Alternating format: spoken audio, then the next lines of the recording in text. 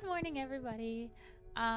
Today we are going to continue reading Bram Stoker's Dracula.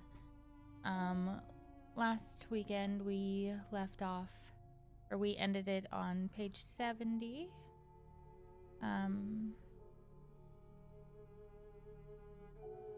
So thank you for subscribing. Thank you so much. I don't know why it didn't show me who it was. Let me pull this up. Commandant Herder, thank you so much. How are you? For some reason, it looks really tiny over here.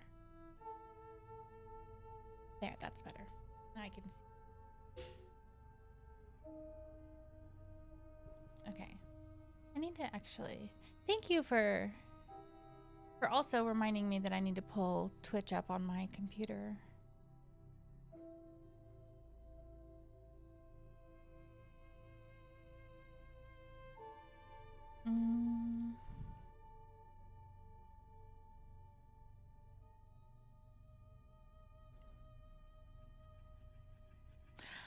Yeah, so far so I was worried that because I deleted a whole bunch of videos off of my PC to like open up space, things that I didn't need, like just like test streams that like, because I like record before I stream to test things. Sometimes I don't always do it, but I thought that I had accidentally deleted one of the games that I played last year before I moved from Florida. And because I had downloaded it because I was gonna like upload it to YouTube and stuff, and so I got on this morning and I found it, so I'm really happy. Anyway,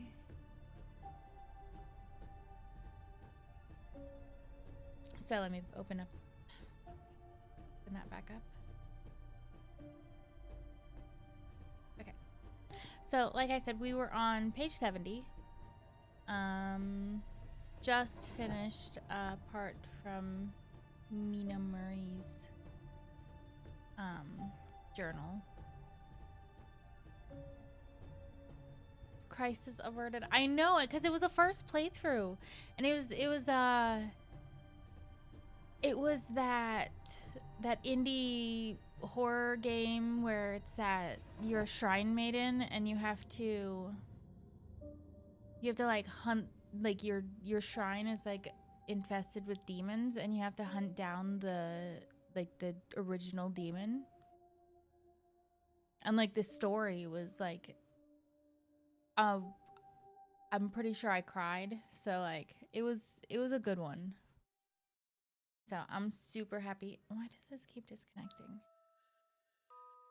I'm super happy that I found it. Oh no! Taking the case off my phone because I don't think it's charging. Like it keeps charging and then disconnecting.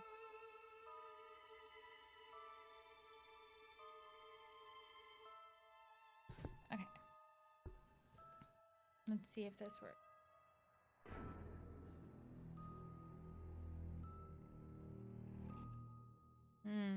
No, it's the cord. Bummer. It's fine. Gotta get back to the page. I don't have a physical copy yet. I didn't have a chance to go get one, but I'll probably just order one. All right. Is it charging? Yes. Okay.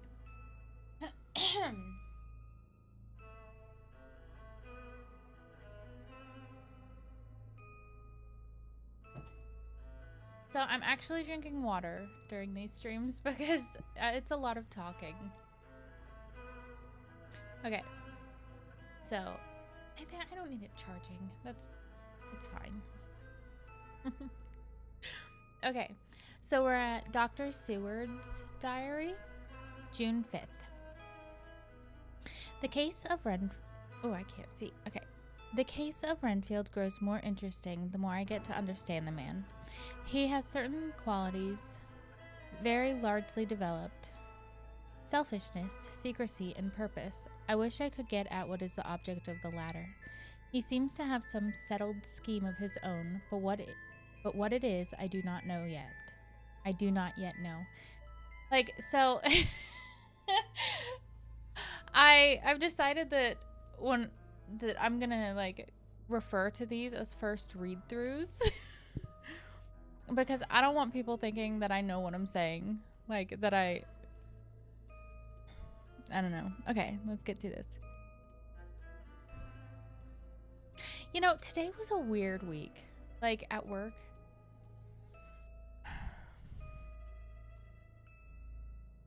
I know I'm supposed to be reading, but I feel like chatting apparently. Like, it was so, like, I work in a hospital, and it was so busy, like, all week. Like, it was like everybody needed something. Like, because we do inpatient and outpatient things. And, like, every single outpatient decided to come in at the same time. And, like, then yesterday, I was so bored. Like, because nothing was happening. We barely had any appointments on our schedule. We didn't have a lot of, like, walk-ins and stuff, and it was just ridiculous. Like, no, I'm not a nurse, no. I work in, the radiology department. I'm, like, essentially, I'm just, like, the control person. I don't actually do any procedures or anything. Dr. Wolf, no. Although I was considering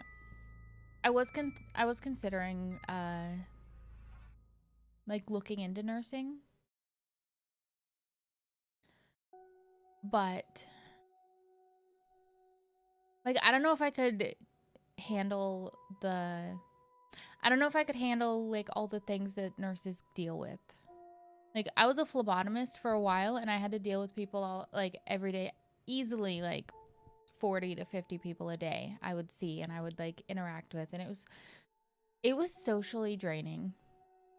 Like, it's part of the reason I wasn't. Nah, bro, hello, how are you? But yeah, it wasn't good for like my like mental health, because it was just like so much, and it was one of the reasons why I didn't stream a lot. The other reason was because my schedule is way too like inconsistent, and I couldn't like plan it, you know.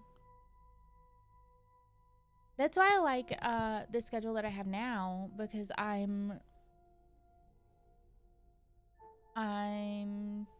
like, I only work Monday through Friday. I get my evenings off, and I get my weekends. Sorry. I know I'm alive, but why? I don't know why any of us are alive, nah, bro. Honestly.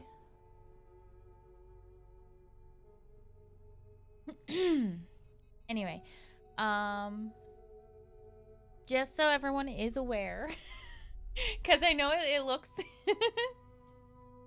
it looks like I'm not wearing clothes, but I am. I'm wearing a dress. See? Yes. Just to stop the rumors. I'm sorry. I'm in a weird mood, okay?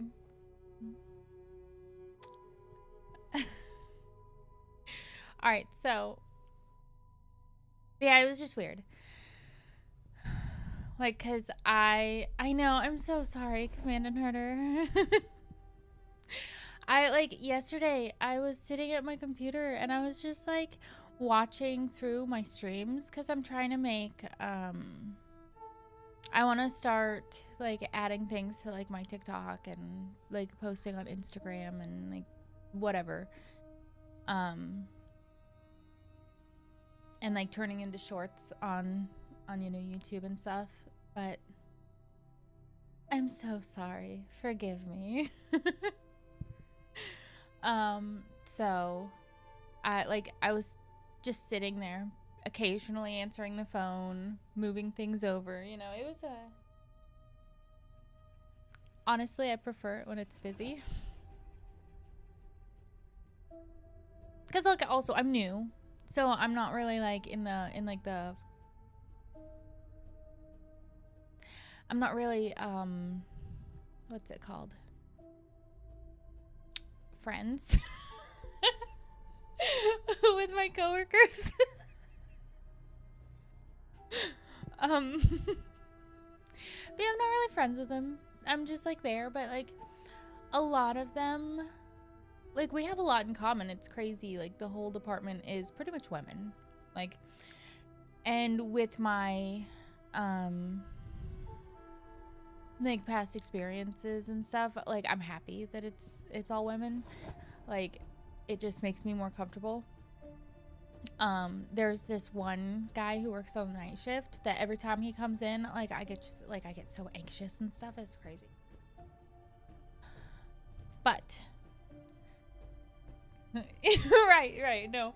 Well, like, cause there's like computers behind me, cause I'm at the front desk, like I see out, but everybody else they're behind me, so and they're always like running through doing the actual work.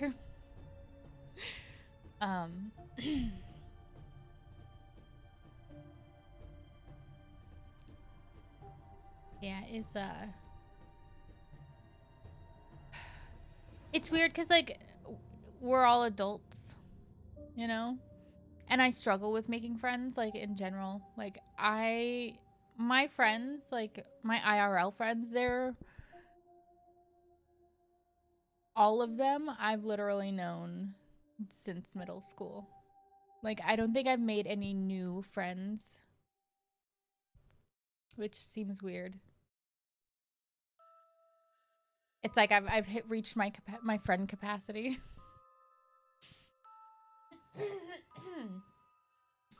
And like I'm an awful friend. I'm like the worst.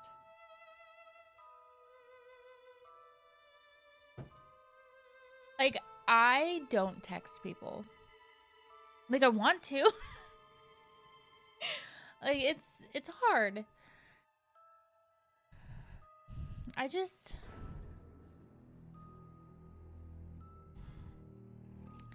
like I want to like go and hang out with people and like text and talk, and but it's like what are you talking about?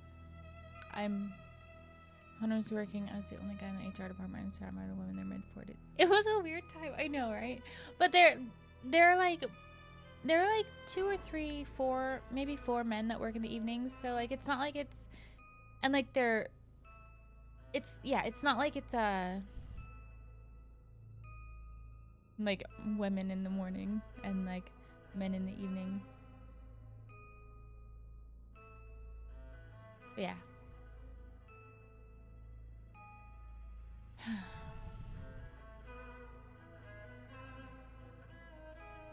So, should we get to the story? I am drinking a Ghost as well, so don't think I'm just like drinking water. Who does that?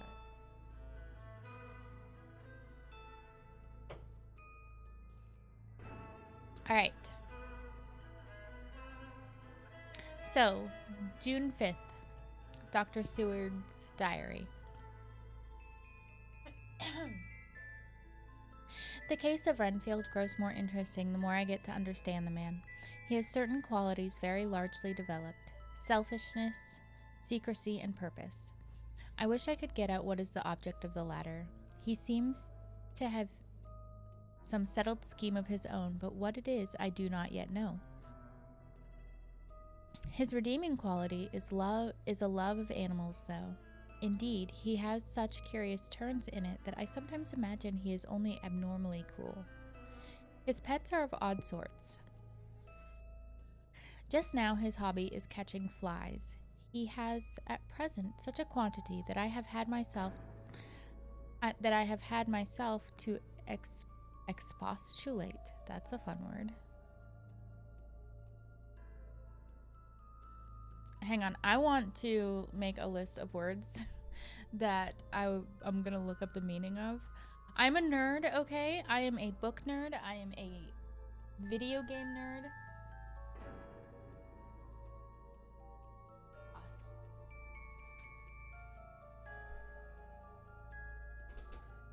Did you see Dracula Dead and Loving It? No, I didn't. I haven't. When did it come out? Where can I watch it?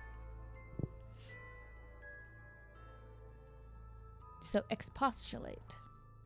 To my astonishment, he did not break out into a fury as I expected, but took the matter in simple seriousness.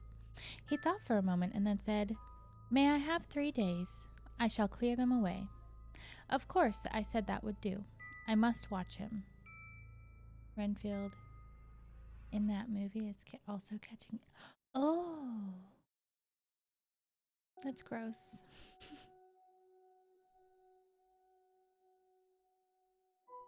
June 18.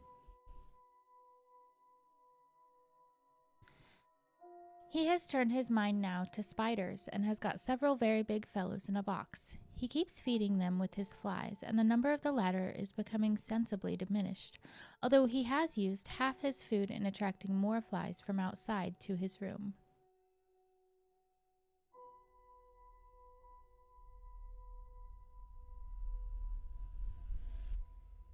Your mustache has swallowed your top lip. Have you posted any recent pictures on Instagram? Nah, bro. I'll check it out, Commandant Herder. July 1st. His spiders are now becoming as great a nuisance as his flies, and today I told him that he must get rid of them. He looked very sad at this, so I said that he must clear out some of them at all events. He cheerfully acquiesced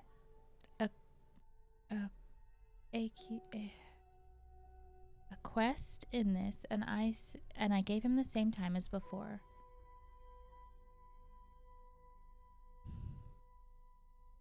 The same time as before for reduction. He disgusted me much while with him. I'm having trouble reading. Hang on. Maybe if I turn the brightness down a little bit.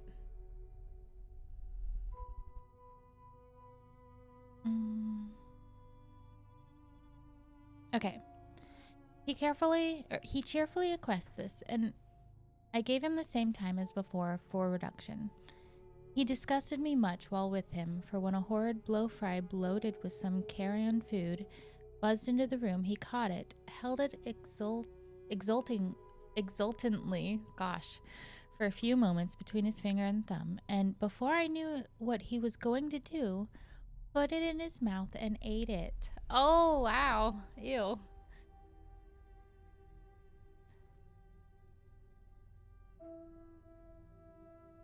I scolded him for it, but he argued quietly that it was very good and very wholesome, that it was life, strong life, and gave life to him. This gave me an idea, or the rudiment of one. I must watch how he gets rid of his spiders. He has evidently some deep problem in his mind, for he keeps a little notebook in which he is always jotting down something. Whole pages of it are filled with masses of figures, generally single numbers, added up in batches, and then the totals added in batches again, as though he were focusing some account, as the auditors put it. Oh, thank you so much for the lurk, Commandant Herder.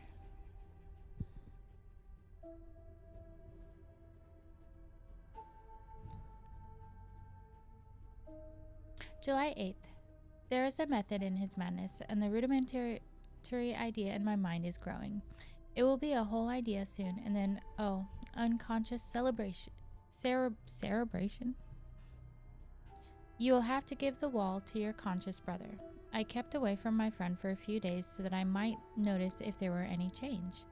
Things remain as they were, except that he has parted with some of his pets and got a new one. He has managed to get a sparrow and has already partially tamed it. His means of taming is simple, for already the spiders have diminished. Those that do remain, however, are well fed, for he still brings in the flies by tempting them with his food. July 19. We are progressing. My friend has now a whole colony of sparrows, and his flies and spiders are almost obliterated. When I came in, he ran to me and said he wanted to ask me a great favor. A very, very great favor, and as he spoke, he fawned on me like a dog. I asked him what it was, and he said with a sort of rapture in his voice and bearing, "A kitten, a nice little sleek, playful kitten that I can play with and teach and feed and feed and feed." I was not unprepared for this request, for I had noticed how his pets went on increasing in size and vivacity, but I did not care that his pretty family of tame sparrows should be wiped out in the same manner as the flies and spiders. So I said I would see about it, and asked him if he would not rather have a cat than a kitten. His eagerness betrayed him as he answered, "Oh yes, I would like a cat. I only asked for a kitten lest you should refuse me a cat. No one would refuse me a kitten, would they?" Oh, he wants a kitten. I'm kind of worried about the cat.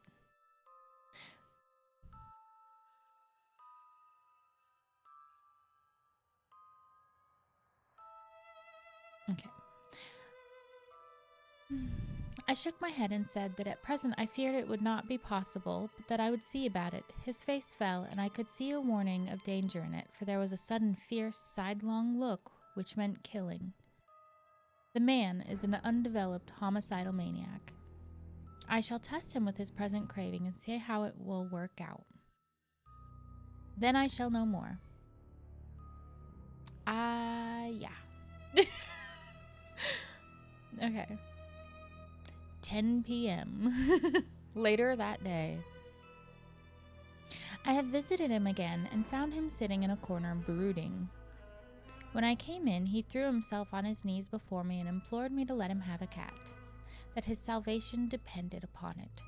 I was firm, however, and told him that he could not have it, whereupon he went without a word and sat down, gnawing his fingers in the corner where I had found him. I shall see him in the morning early. July 20. Visited Renfield very early, before the attendant went his rounds. Found him up and humming a tune. He was spreading out his sugar, which he had saved, in the window, and was manifestly beginning his fly catching again, and beginning it cheerfully and with a good grace. I looked around for his birds, and not seeing them, asked him where they were. He replied, without turning around, that they had all flown away. There were a few feathers about the room, and on his pillow a drop of blood. I said nothing, but went and told the keeper to report to me if there were anything odd about him during the day. 12 hours later, right? 11 a.m. The attendant has just been to me to say that Renfield has been very sick and disgorged a whole lot of feathers. "My belief is, doctor," he said, "that he has eaten his birds and that he just took and ate them raw."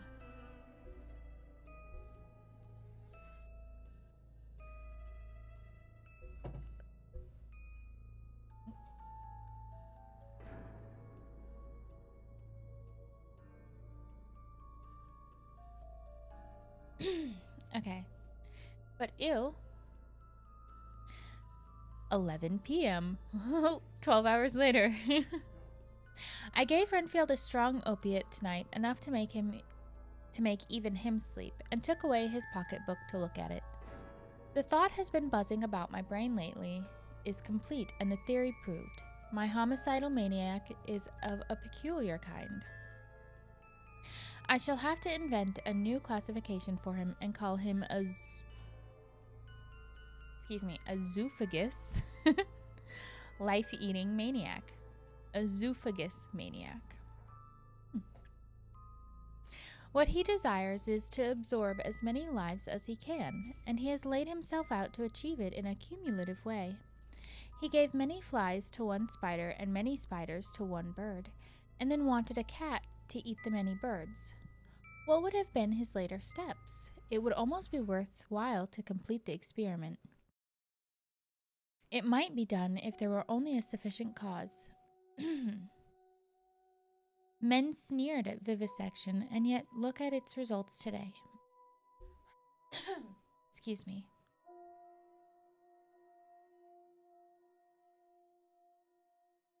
Why not advance science in its most difficult and vital aspect, the knowledge of the brain? Had I even the secret of one such mind, did I hold the key to the fancy of even one lunatic, I might advance my own branch of science to a pitch compared with which Burton Sanderson's physiology or Ferrier's brain knowledge would be as nothing, if only there were a sufficient cause. I must not think too much of this, or I may be tempted. A good cause might turn the scale with me, for may not I, too, be of exceptional brain congenitally? Alright, I'm just gonna ask. Is any of this making sense to you guys? Because reading it out loud, I feel like I need to read it over and over and over. How well the man reasoned. Lunatics always do within their own scope. I wonder at how many lives he values a man, or if at only one.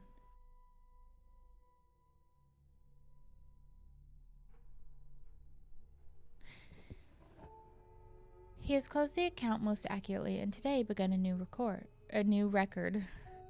I hate that some like English words are like written the same but sound differently. Like read and read. I don't know. All right, I need to focus. All right. How many of us begin a new record with each day of our lives? To me, it seems only yesterday that my whole life ended with my new hope, and that truly I began a new record. So it will be until the great recorder sums me up and closes my ledger account with a balance to profit or loss. Oh, Lucy, Lucy, I cannot be angry with you, nor can I be angry with my friend whose happiness is yours. But I must only wait on hopeless and work. Work. If I only could have as strong a cause as my poor mad friend there, a good, unselfish cause to make me work, that would be indeed happiness. I get it, but it's almost midnight for me, so English is getting a bit fuzzy, right? It's like almost 8:30 in the morning. English is fuzzy for me too.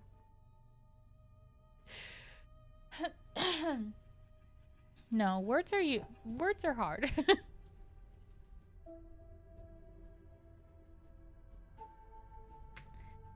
Okay. Mina Murray's journal. July 26. I am anxious, and it soothes me to express myself here. It is like whispering to oneself and listening at the same time. And there is also something about the shorthand symbols that makes it different from writing. I am unhappy about Lucy and about Jonathan. I had not heard from Jonathan for some time and was very concerned. But yesterday, dear Mr. Hawkins, who is always so kind, sent me a letter from him. I had written asking him if he had heard, and he said the enclosed had just been received. It's only a line dated from Castle Dracula, and says that he is not just starting. Wait, I skipped a line. And says that he is just starting for home. That is not like Jonathan. I do not understand it, and it makes me uneasy. Then, too, Lucy, although she is so well, has lately taken to her old habit of walking in her sleep. Her mother has spoken to me about it, and we have decided that I am to lock the door of our room every night. Mrs. Westenra, ooh, that's a name.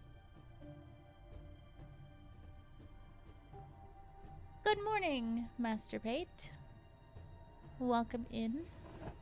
Okay.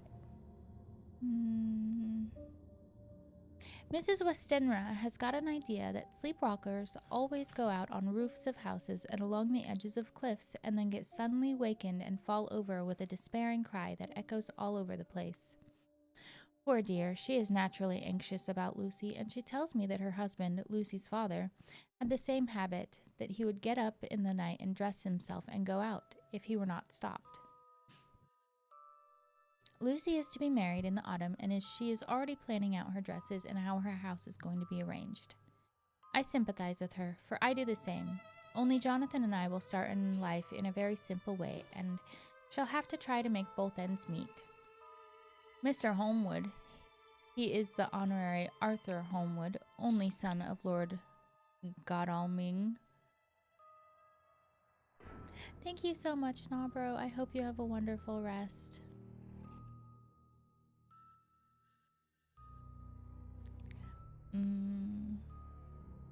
So, only son of Lord Godalming. It's Godalming. Is coming up here very shortly, as soon as he can leave town, for his father is not very well, and I think dear Lucy is counting the moments till he comes. She wants to take him up to the seat on the churchyard cliff and show him the beauty of Whitby. I dare say it is the waiting which disturbs her. She will be all right when he arrives. July 27. No news from Jonathan. I'm getting quite uneasy about him, though why I should, I do not know. But I do wish that he would write, if it were only a single line. Lucy walks more than ever, and each night I am awakened by her moving about the room. Fortunately, the weather is so hot that she cannot get cold. But still the anxiety and the perpetually being wakened is beginning to tell on me, and I am getting nervous and wakeful myself. Thank God Lucy's health keeps up. Mr. Holmwood has been suddenly called to ring to see his father, who has been taken seriously ill. My nose is itchy, and I don't know why. It's every time I read out loud. Okay. Lucy frets at the postponement of seeing him, but it does not touch her looks. She's a trifle stouter, and her cheeks are lovely rose pink. She has lost that anemic look which she had. I pray it will last.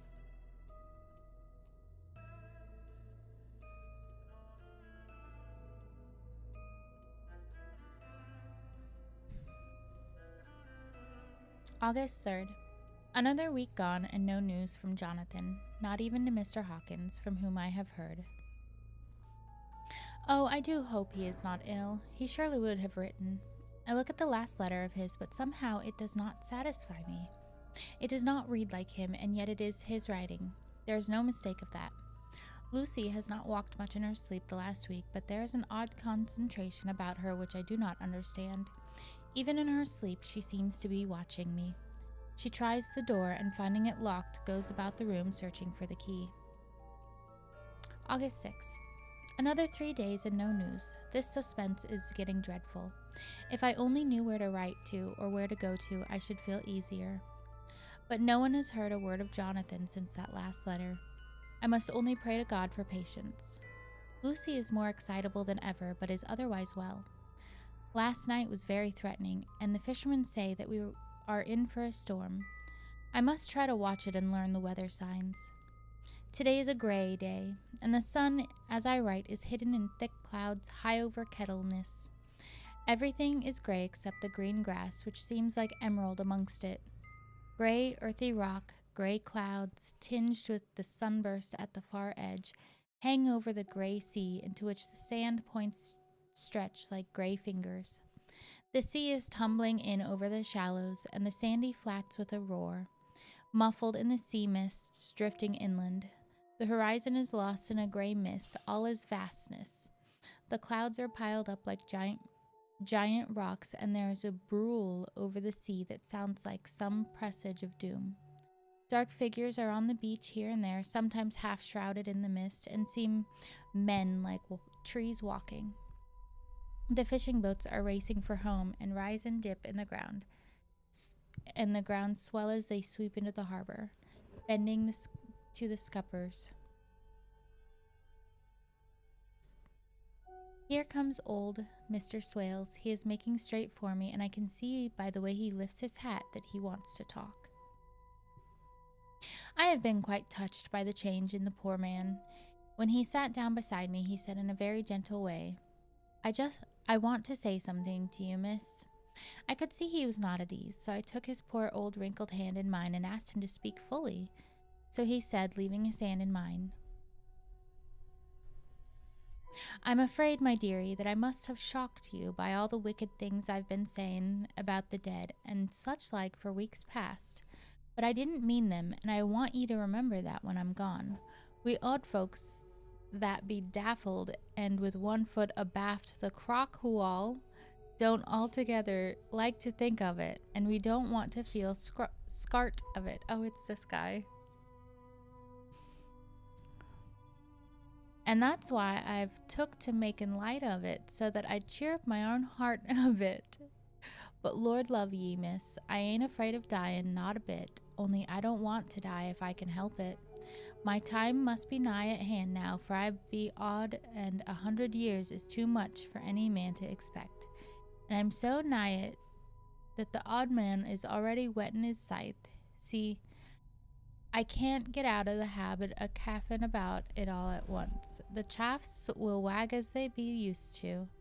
Some day soon the angel of death will sound his trumpet for me.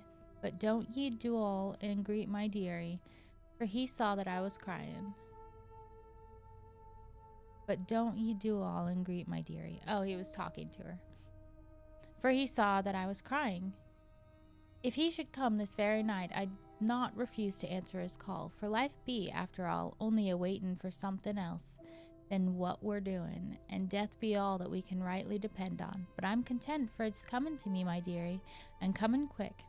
It may be comin' while we be lookin' and wonderin'. Maybe it's in that wind over the sea that's bringin' with its loss and wreck and sore distress and sad hearts. Look, look, he cried suddenly.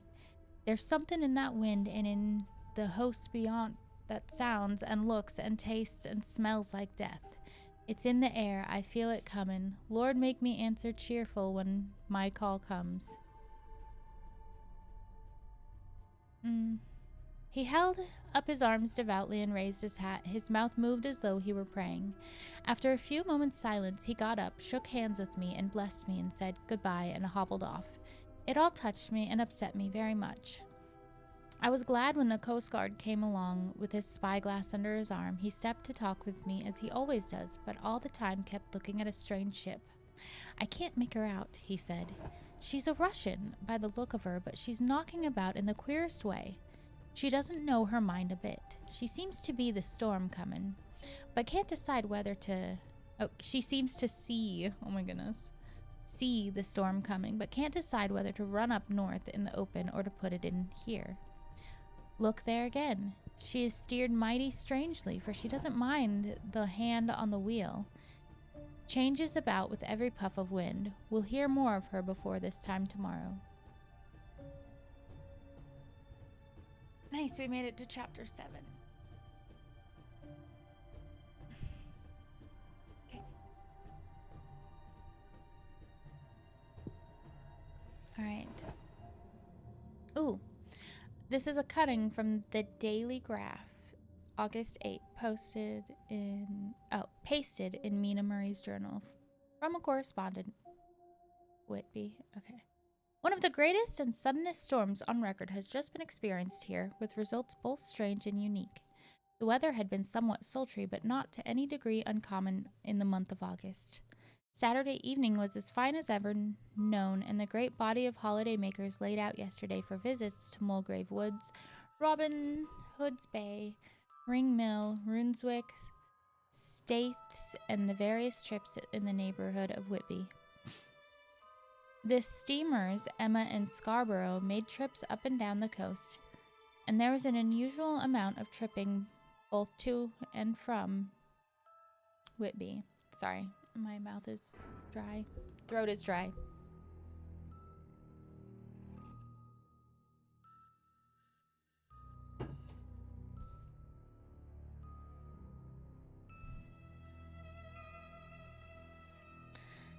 Okay. Where was I? Okay. The day was unusually fine until the afternoon, when some of the gossips who frequent the East Cliff churchyard and from that commanding eminence watched the wide sweep of sea visible to the north and east, called attention to a sudden show of mares' tails high in the sky to the northwest. The wind was then blowing from the southwest in the mild degree which the barometrical languages ranked number 2 light breeze. The Coast Guard on duty at once made report, and one old fisherman, who for more than half a century has kept watch on weather signs from the East Cliff, foretold in an empathetic manner the coming of a sudden storm. The approach of sunset was so very beautiful, so grand in its masses of splendidly colored clouds, that there was quite an assemblage on the walk along the cliff in the old churchyard to enjoy the beauty. Before the sun dipped below the black mass of Kettleness standing boldly athwart the western sky, its downward way was marked by myriad clouds of every sunset color, flame, purple, pink, green, violet, and all the tints of gold, with here and there masses not large, but of seemingly absolute blackness in all sorts of shapes, as well outlined as colossal silhouettes. The experience was not lost on painters, and doubtless some of the sketches of the prelude to the great storm will grace the RA and RI walls in May next.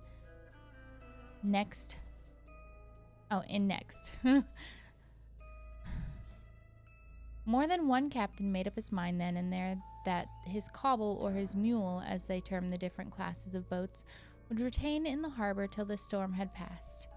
The wind fell away entirely during the evening, and at midnight there was a dead calm, a sultry heat, and that prevailing intensity which on the approach of thunder affects persons of a sensitive nature. There were but few lights in the sight at sea, for even the coasting steamers, which usually hug the shore so closely, kept well to seaward, and but few fishing boats were in sight.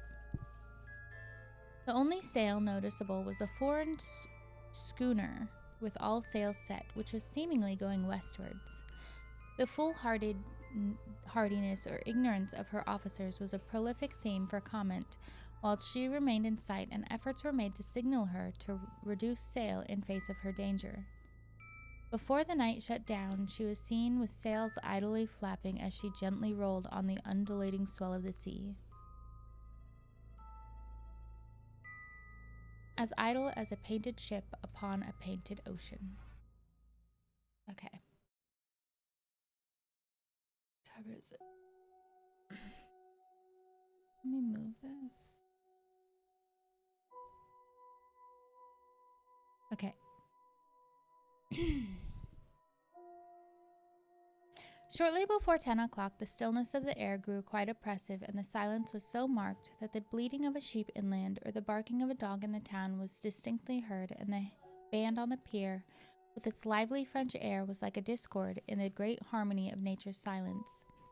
A little after midnight came a strange sound from over the sea, and high overhead the air began to carry a strange, faint, hollowing booming.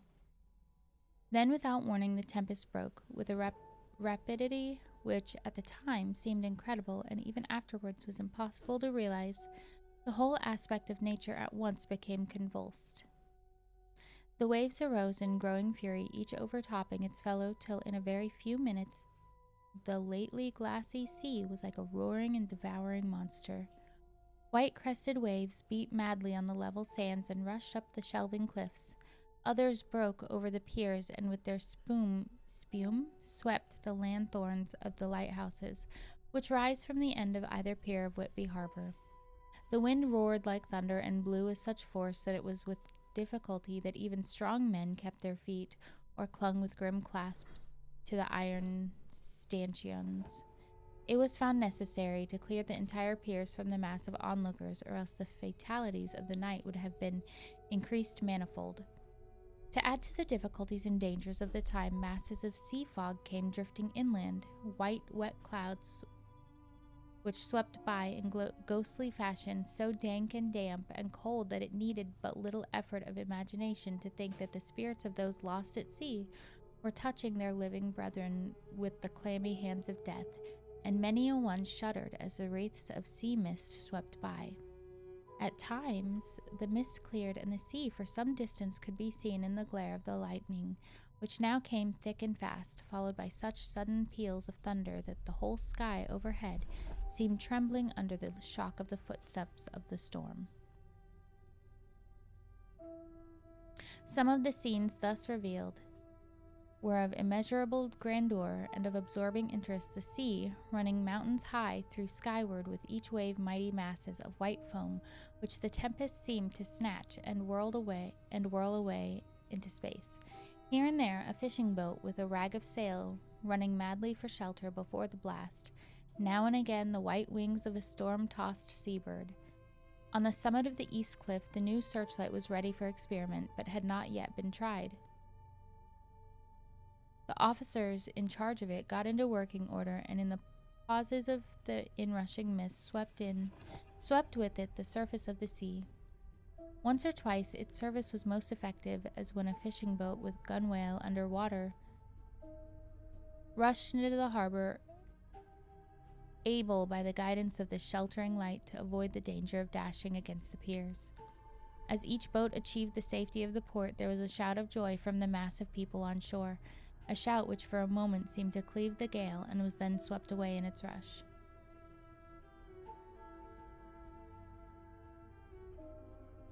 Before long, the searchlight discovered some distance away a schooner with all sails set, apparently the same vessel which had been noticed earlier in the evening. The wind had by this time backed into the east, and there was a shudder amongst the watchers on the cliff as they realized the terrible danger which she now was. Between her and the port lay the great flat reef on which so many good ships have from time to time suffered, and with the wind blowing from its present quarter, it would be quite impossible that she should fetch the entrance of the harbor. It was now nearly the hour of high tide, but the waves were so great that in their troughs the shallows of the shore were almost visible, and the schooner with all sails set was rushing with such speed that, in the words of one old salt, she must fetch up somewhere, if it was only in hell. Then came another rush of sea fog, greater than any hitherto, a mass of dank mist, which seemed to close on all things like a grey pall, and left available to men only the organ of hearing, for the roar of the tempest and the crash of the thunder and the booming of the mighty billows came through the damp oblivion even louder than before. The rays of the searchlight were kept fixed on the harbor mouth across the east pier where the shock was expected, and men waited breathless. The wind suddenly shifted to the northeast, and the remnant of the sea fog melted in the blast. And then Mirabile dictu. I don't know what it says. I'm gonna type it so you guys can see it.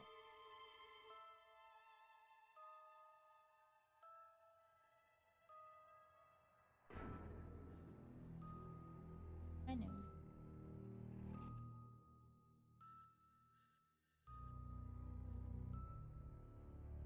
Okay.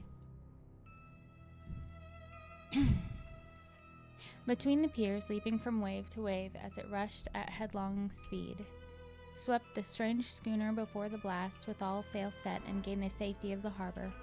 The searchlight followed her, and a shudder ran through all who saw her, for I would just go with her. Okay, where was I?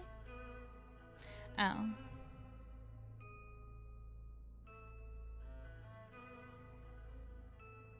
Okay. The searchlight followed her, and a shudder ran through all who saw her, for lashed to the helm was a corpse, with drooping head, which swung horribly to and fro at each motion of the ship. No other form could be seen on deck at all. A great awe had found the harbor unsteered, save by the hand of a dead man. However, all took place more quickly than it takes to write these words. The schooner paused not, but rushing across the harbor, pitched herself on that accumulation of sand and gravel washed by many tides and many storms into the southeast corner of the pier, jutting under the east cliff, known locally as Tate Hill Pier.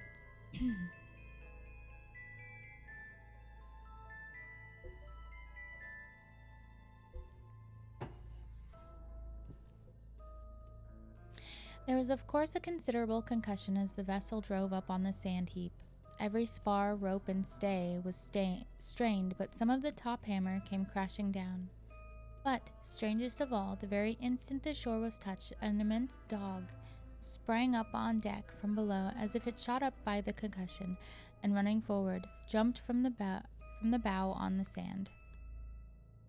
Making straight for the steep cliff where the churchyard hangs over the laneway to the east pier so steeply that some of the flat tombstones, thruffsteins or throughstones, as they call them in the Whitby vernacular, actually project over where the sustaining cliff has fallen away.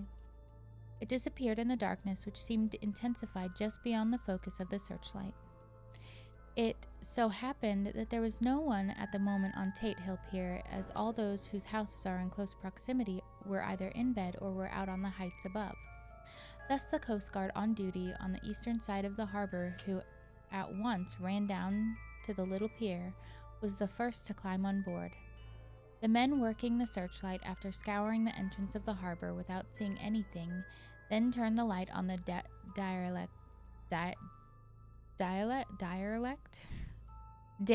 I'm sorry, I can't read.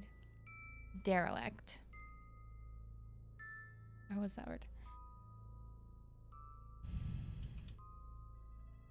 Okay. The men working the searchlight, after scouring the entrance of the harbor without seeing anything, then turned the light on the derelict and kept it there.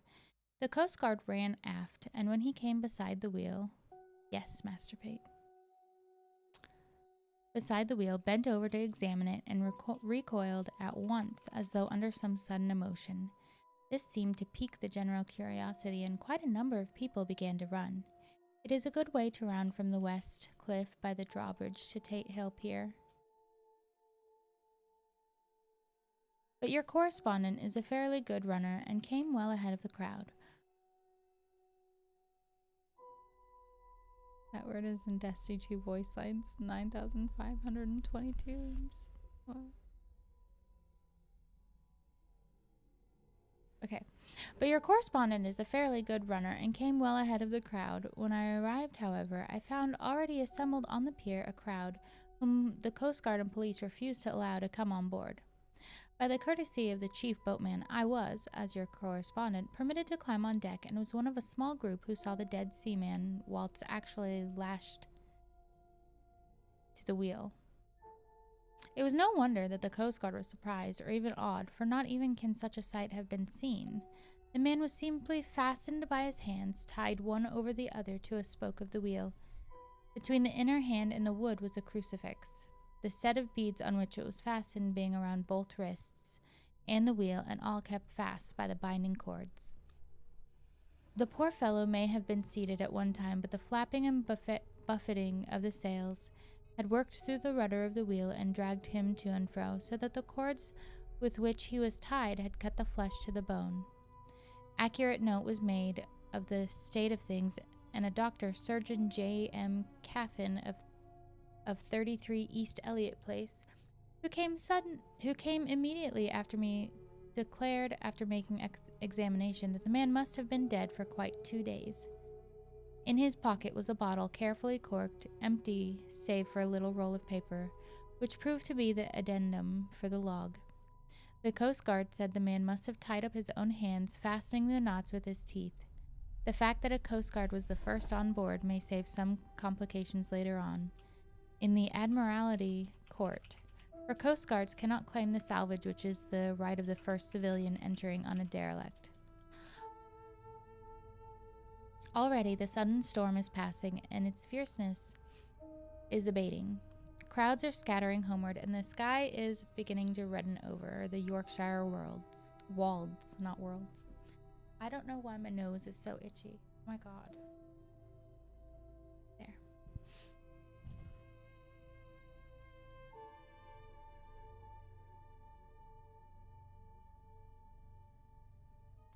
Already. Wait.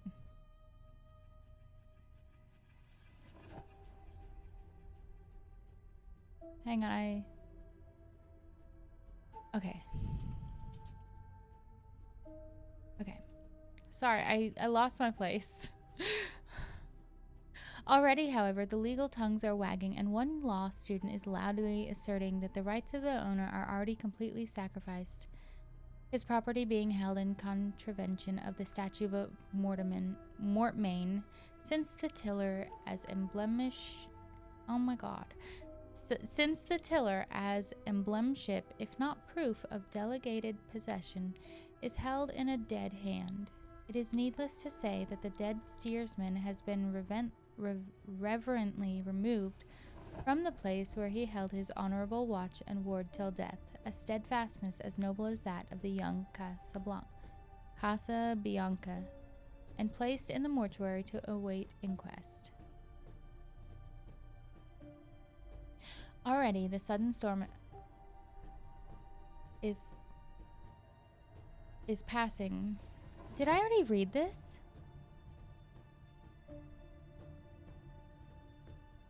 Or did I skip that? I've never read it, but I've heard it's supposed to be really good. Oh, yeah, so I'm on page 82. Like, I'm on chapter 7. And so far, I really like it. There are some words in the book that I don't know what they are. So I'm typing the words so I can look them up later. If anyone wants to look up the words and share what they mean, that'd be great too. Welcome in, Chris Care, by the way. Okay. So I feel like I already read that part, or I skipped it. I don't know. Already, this part. Already, the sudden storm is passing, and its fierceness is abating. Crowds are scattering homeward, and the sky is beginning to redden over. Yeah, and is beginning to redden over the Yorkshire wolds. I shall send in time for your next issue further details of the derelict ship which found her way so miraculously into harbor in the storm.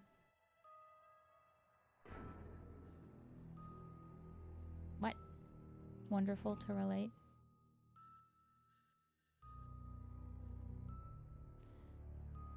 I don't understand words right now. Oh, that's what... Okay. Okay. That mere...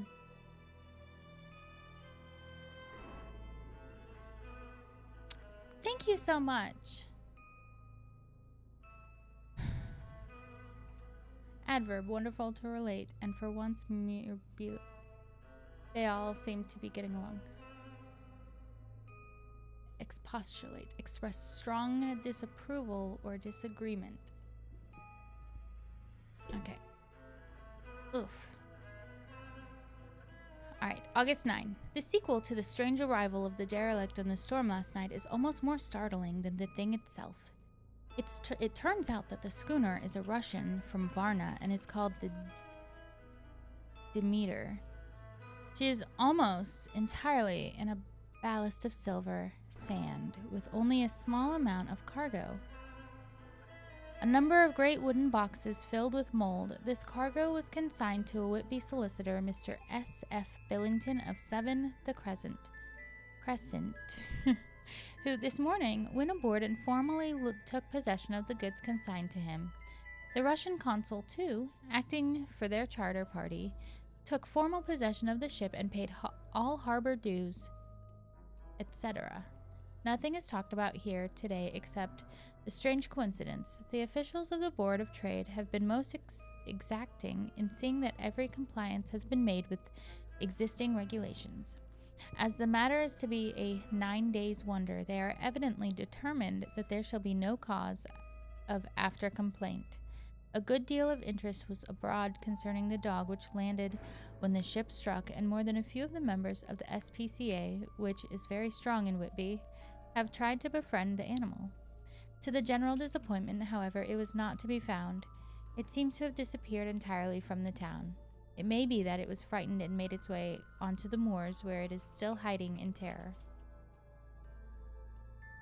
There are some who look with dread on such a possibility, lest later on it should in itself become a danger, for it is evidently a fierce brute. Early this morning, a large dog, a half-breed mastiff belonging to a coal merchant close to Tate Hill Pier, was found dead in the roadway opposite to Master's Yard. It had been fighting and manifestly had a savage opponent, for its throat was torn away and its belly was slit open as if with a savage claw. Later, by the kindness of the Board By the kindness of the Board of Trade Inspector, I have been permitted to look over the logbook of the Demeter. It's Demeter. Which was in order up to within 3 days, but contained nothing of special interest except as to facts of missing men. The greatest interest, however, is with regard to the paper found in the bottle, which was today produced at the inquest, and a more strange narrative than the two between them unfold it has not been in my lot to come across. As there is no motive for concealment, I am permitted to use them and accordingly send you a rescript, simply omitting technical details of seamanship and supercargo. It almost seems as though the captain had been seized with some kind of mania before he had got well into blue water, and that this had developed persistently throughout the voyage. Of course, my statement must be taken cum grano, since I am writing from the dictation of a clerk of the Russian consul who kindly translated for me, time being short. Okay, that word that I just...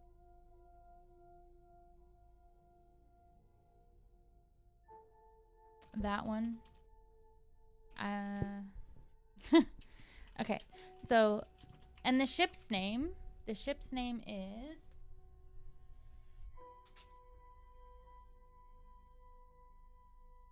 That's what I'm trying to say every time I say Demeter, or whatever.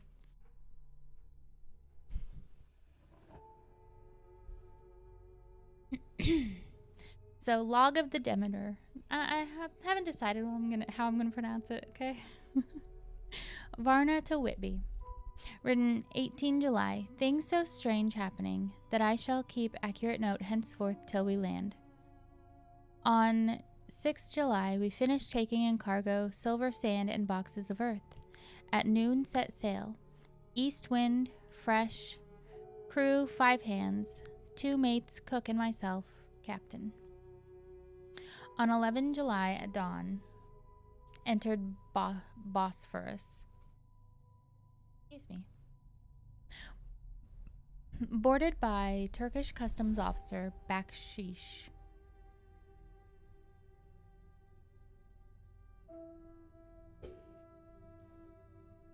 Cum grano salis, with a grain of salt. I'll take that.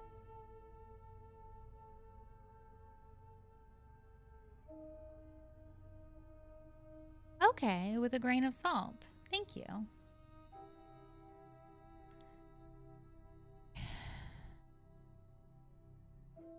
Oh yeah.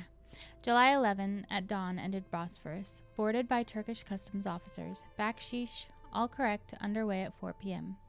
On July 12th through Dardanelles, more customs officers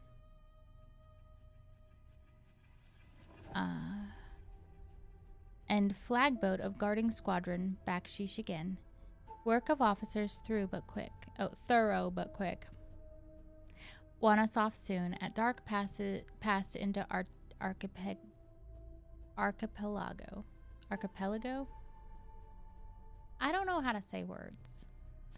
Demeter is apparently the Olympian goddess of the harvest and agriculture. Okay. Oh, that's neat. I want to read some, like, Greek mythology stuff.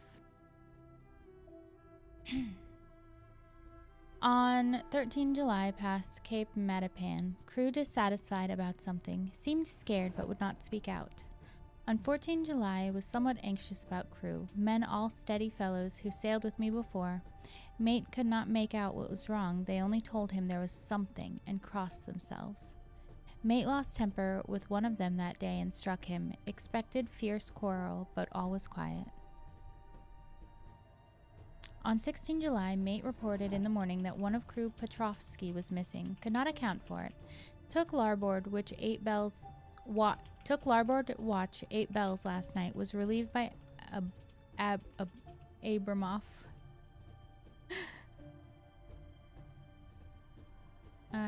But did not go to bunk. Men, more downcast than ever, all said they expected something of the kind, but would not say more than that there was something aboard. Mate getting very impatient with them, feared some trouble ahead. On 17 July, yesterday, one of the men, Olgaren, came to my cabin and in an awestruck way confided to me that he thought there was a strange man aboard the ship. He said that in his watch he had been sheltering behind the deck house as there was a rainstorm when he saw a tall, thin man who was not like any of the crew come up the companionway and go along the deck forward and disappear. He followed cautiously, but when he got to the bows, found no one, and the hatchways were all closed.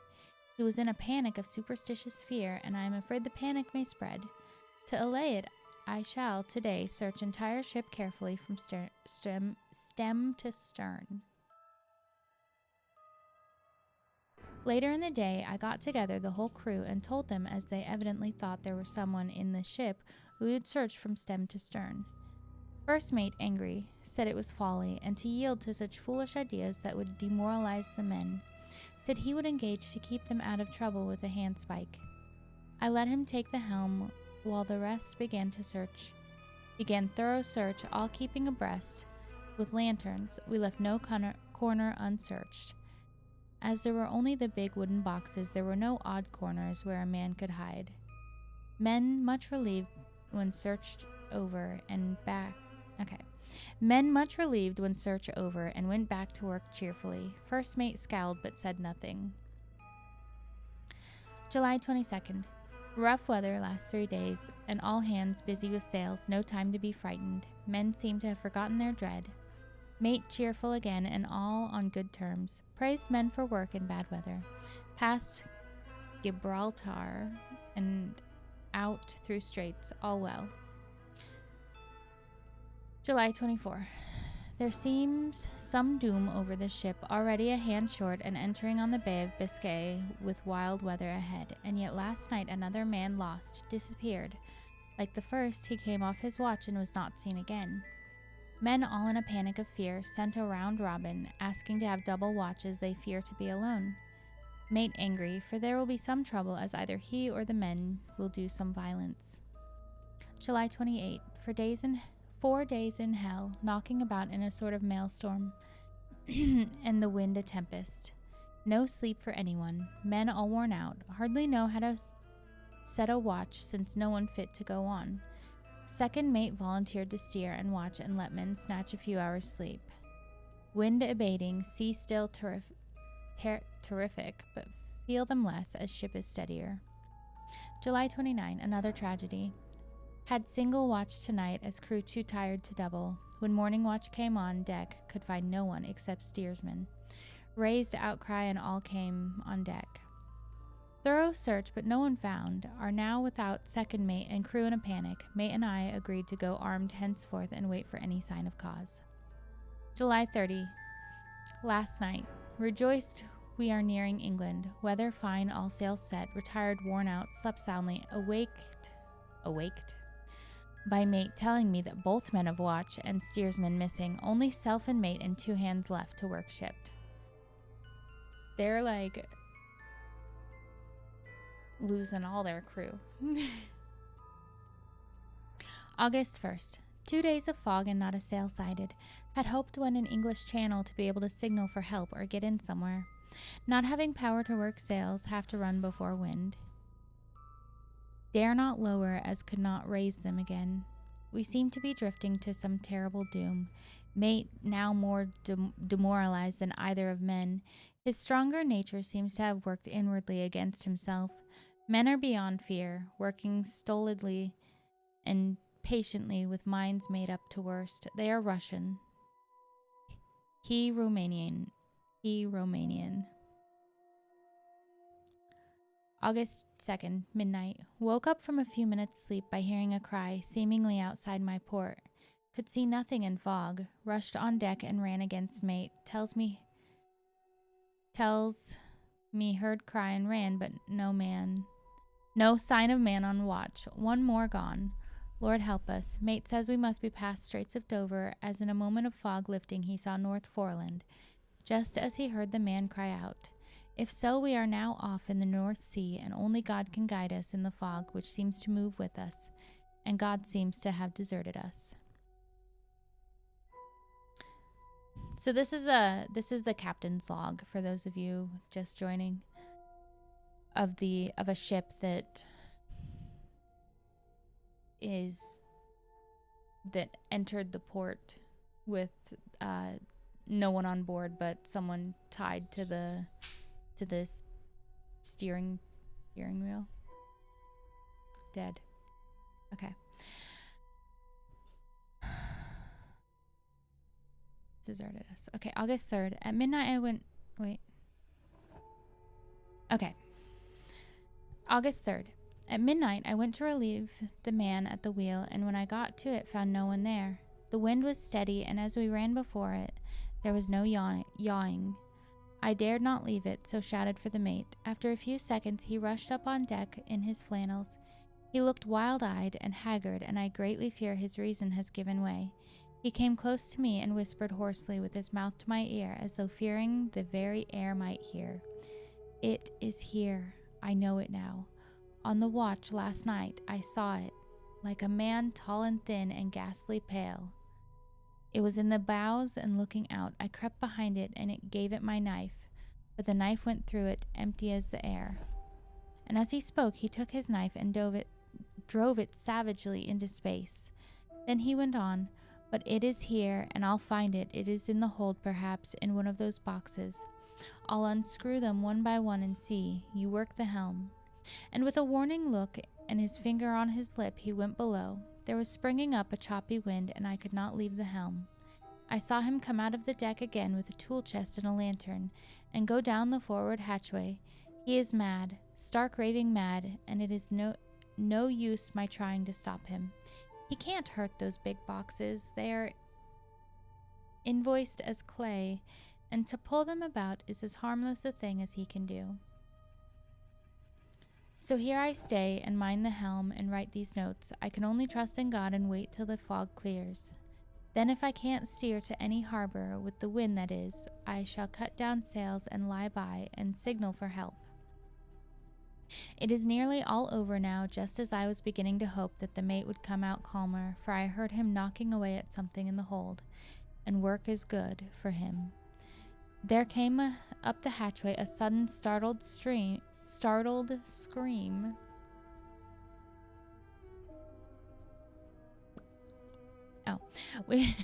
which made my blood run cold, and up the deck he came as if shot from a gun, a raging madman with his eyes rolling and his face convulsed with fear. Save me, he cried, and then looked around on the blanket of fog. His horror turned to despair, and in a steady voice he said, You had better come to, Captain, before it is too late. He is there. I know the secret now. The sea will save me from him, and it is all that is left. Before I could say a word or move forward to seize him, he sprang on the bulwark and deliberately threw himself into the sea. I suppose I know the secret now, too. It was this madman who had got rid of the men one by one, and now he has followed them himself. God help me, how am I to account for all these horrors when I get to port? When I get to port, will that ever be? August 4. Still fog, which the sunrise cannot pierce. I know there is sunrise because I am a sailor. Why else I know not. I dared not go below. I dared not leave the helm. So here all night I stayed, and in the dimness of the night I saw it, him. God forgive me, but the mate was right to jump overboard. It was better to die like a man, to die like a sailor in blue water. No man can object. But I am captain, and I must not leave my ship, but I shall baffle this fiend or monster. For I shall tie my hands to the wheel when my strength begins to fail, and along with them I shall tie that which it, dare not touch. And then, come good wind or foul, I shall save my soul and my honor as a captain. I am growing weaker, and the night is coming on. If he can look me in the face again, I may not have time to act. If we are wrecked, mayhap this bottle may be found, and those who find it may understand. If not, well, then all men shall know that I have been true to my trust. God and the Blessed Virgin and the saints help a poor ignorant soul trying to do his duty. Of course, the verdict was an open one. There is no evidence to adduce, and whether or not the man himself committed the murders, there is now none to say. The folk here hold almost universally that the captain is simply a hero, and that he is to be given a public funeral. Already, it is arranged that his body is to be taken with a train of boats up the Esk for a piece and then brought back to the Tate Hill Pier and up the Abbey steps, for he is to be buried in the churchyard on the cliff. The owners of more than 100 boats have already given in their names as wishing to follow him to the grave. No trace has ever been found of the great dog, at which there is much mourning, for with public opinion in its present state, he would, I believe, be adopted by the town. Tomorrow we'll see the funeral, and so will end this one more mystery of the sea. All right. Mina Murray's journal, August 8th. Lucy was very restless all night, and I too could not sleep. The storm was fearful, and as it boomed loudly among the chimney pots, it made me shudder. When a sharp puff came, it seemed to be like a distant gun. Strangely enough, Lucy did not wake, but she got up twice and dressed herself. Fortunately, each time I awoke in time and managed to undress her without waking her and got her back to bed. It is a very strange thing, this sleepwalking, for as soon as her will is thwarted in any physical way, her intention, if there be any, disappears, and she yields herself almost exactly to the routine of her life. Early in the morning, we both got up and went down to the harbor to see if anything had happened in the night. There were very few people about, and though the sun was bright and the air clear and fresh, the big, grim-looking waves that seemed dark themselves because the foam that topped them was like snow, forced themselves in through the narrow mouth of the harbor, like a bullying man going through a crowd. Somehow I felt glad that Jonathan was not on the sea last night, but on land. But oh, is he on land or sea? Where is he and how? I'm getting fearfully anxious about him. If I only knew what to do, and could do anything. August 10. The funeral of the poor sea captain today was most touching. Every boat in the harbor seemed to be there, and the coffin was carried by captains all the way from Tate Hill Pier up to the churchyard. Lucy came with me, and we went early to our old seat while the cortege of boats went up the river to the viaduct and came down again. We had a lovely view, and we saw the procession nearly all the way. The poor fellow was laid to rest quite near our seat, so that we stood on it when the time came and saw everything. Poor Lucy seemed much upset. She was restless and uneasy all the time, and I cannot but think that her dreaming at night is telling on her. She is quite odd in one thing. She will not admit to me that there is any cause for restlessness, or if there be, she does not understand it herself. Oh, man. Okay.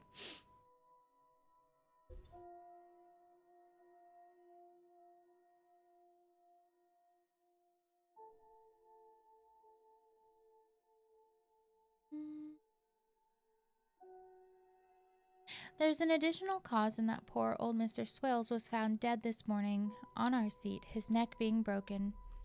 He had evidently, as the doctor said, fallen back in the seat in some sort of fright, for there was a look of fear and horror on his face that the men said made them shudder.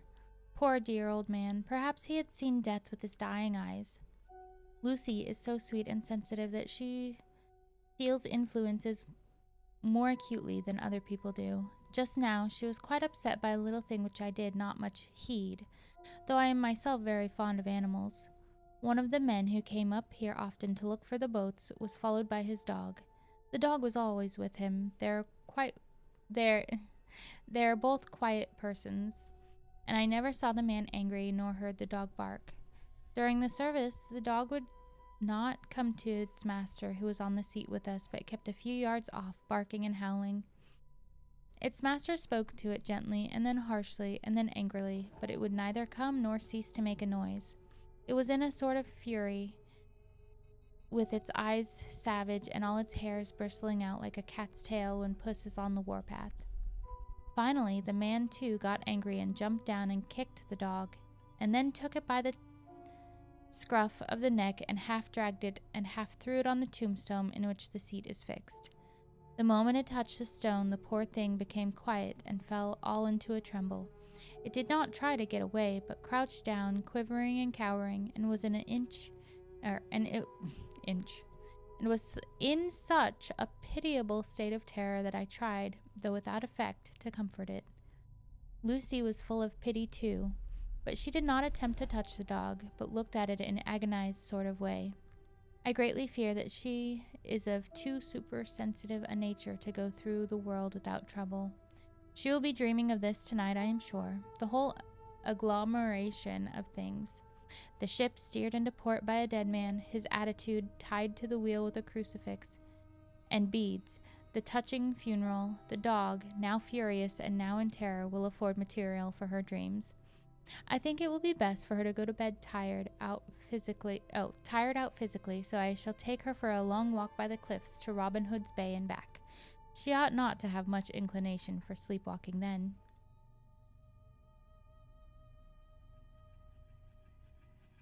Okay, before I start chapter 8, I'm going to take a quick bathroom break. We're gonna have, let's take a 5-minute break. Just so I can walk around and not be sitting. Okay, so we'll be back. We are on chapter 8 after...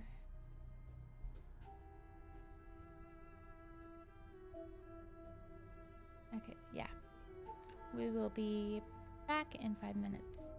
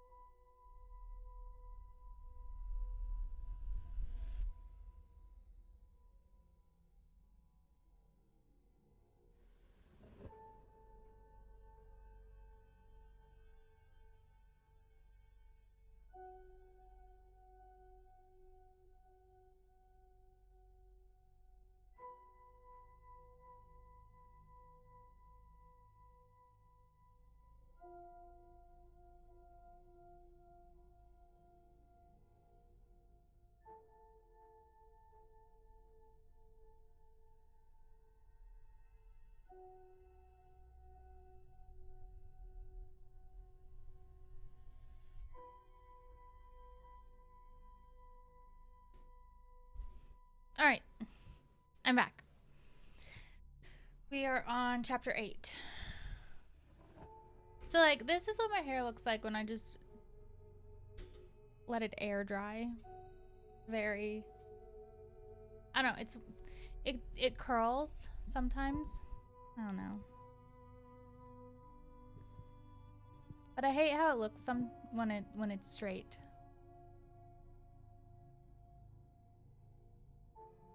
Okay. So, I don't know why I started talking about my hair.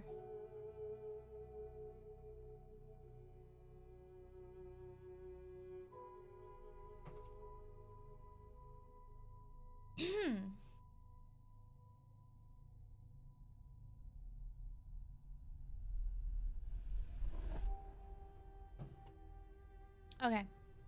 Chapter 8. Sorry. So sorry. Mina Murray's journal. Excuse me, I'm so sorry. Okay. Same day, 11 o'clock p.m. Oh, but I am tired. If it were not that I had made my diary a duty, I should not open it tonight. We had a lovely walk. Lucy, after a while, was in gay spirits, owing, I think, to some dear cows who came nosing towards us in a field close to the lighthouse and frightened the wits out of us. I believe we forgot everything except, of course, personal fear, and it seemed to wipe the slate clean and give us a fresh start. We had a capital severe tea at Robin Hood's Bay in a sweet little old-fashioned inn with a bow window right over the gosh, these words are hard right now. Give me a sec. Focus. Okay. With a bow window right over the seaward covered rocks above the strand. I believe we should have shocked the new woman with our appetites. Men are more tolerant, bless them. Then we walked home with some, or rather many, stoppages to rest, and with our hearts full of a constant dread of wild bulls. Lucy was really tired, and we intended to creep off to bed as soon as we could. The young curate The young curate came in, however, and Mrs. Westenra asked him to stay for supper. Lucy and I had both a fight for it with the dusty miller. I know it was a hard fight on my part, and I am quite heroic. I think that someday the bishops must get together and see about breeding up a new class of curates who don't take supper, no matter how they may be pressed to, and who will know when girls are tired. Lucy is asleep and breathing softly. She has more color in her cheeks than usual and looks oh so sweet. If Mr. Holmwood fell in love with her seeing her only in the drawing room, I wonder what he would say if he saw her now. Some of the new women writers will someday start an idea that men and women should be allowed to see each other asleep before proposing or accepting, but I suppose the new woman won't condescend in future to accept. She will do the proposing herself, and a nice job she will make of it too. There's some consolation in that. I am so happy tonight because dear Lucy seems better. I really believe she has turned the corner and that we are over her troubles with dreaming. I should be quite happy if I only knew if Jonathan, God bless and keep him. August 11, 3 a.m. Diary again. No sleep now, so I may as well write. I am too agitated to sleep. We have had such an adventure, such an agonizing experience. I fell asleep as soon as I had closed my diary. Suddenly, I became broad awake and sat up with a horrible sense of fear upon me, as if some feeling of emptiness around me. The room was dark, so I could not see Lucy's bed. I stole across and felt for her. The bed was empty. I lit a match and found that she was not in the room. The door was shut but not locked as I had left it. I feared to wake her mother, who had been more than usually ill lately, so threw on some clothes and got ready to look for her. As I was leaving the room, it struck me that the clothes she wore might give me some clue to her dreaming intention. Dressing gown would mean house, dress outside. Dressing gown would mean house, dress outside. Dressing gown and dress were both in their places. Thank God, I said to myself. She cannot be far, as she is only in her nightdress. I ran downstairs and looked in the sitting room. Not there. Then I looked in all the other open rooms of the house, with an ever-growing fear chilling in my heart. Finally, I came to the hall door and found it open. It was not wide open, but the catch of the lock had not caught. The people of the house are careful to lock the door every night, so I feared that Lucy must have gone out as she was. There was no time to think of what might happen. A vague, overmastering fear obscured all details. I took a big, heavy shawl and ran out. The clock was striking 1 as I was in the crescent, and there was not a soul in sight. I ran along the north terrace, but could see no sign of the white figure which I expected. At the edge of the west cliff above the pier, I looked across the harbor to the east cliff in the hope or fear, I don't know which, of seeing Lucy in our favorite seat.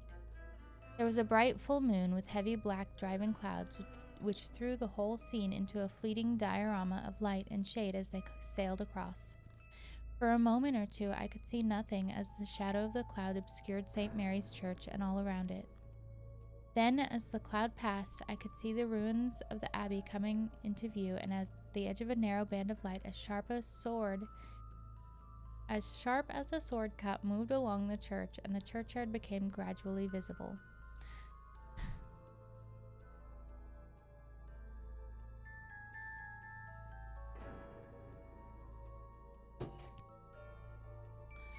I feel like it's very important to have water when reading. Okay. Whatever my expectation was, it was not disappointed, for there, on our favorite seat, the silver light of the moon struck a half-reclining figure, snowy white. The coming of the cloud was too quick for me to see much, for shadow shut down on light almost immediately, but it seemed to me as though something dark stood behind the seat, where the white figure shone, and bent over it. What it was, whether man or beast, I could not tell.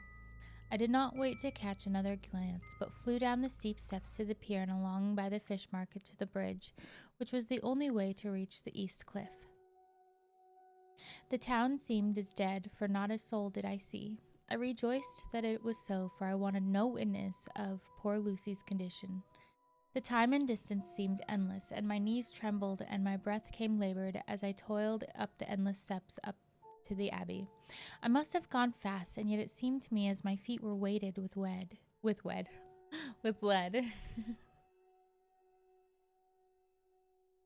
Oh my goodness. Where was I?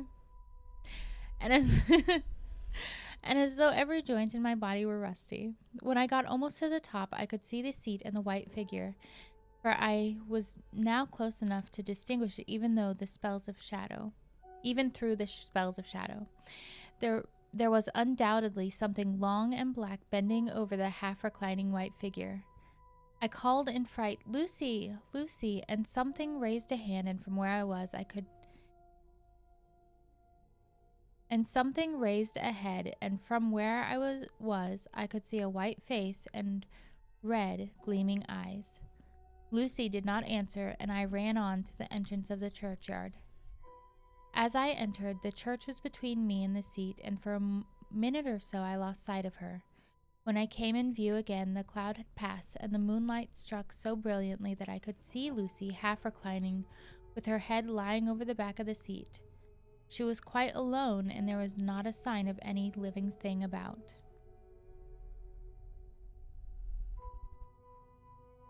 Got to stay hydrated. Yeah. But I also need energy, so I'm drinking both.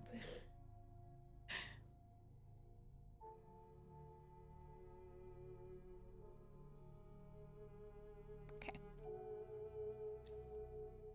But I have to drink water after I drink that because it's so sour.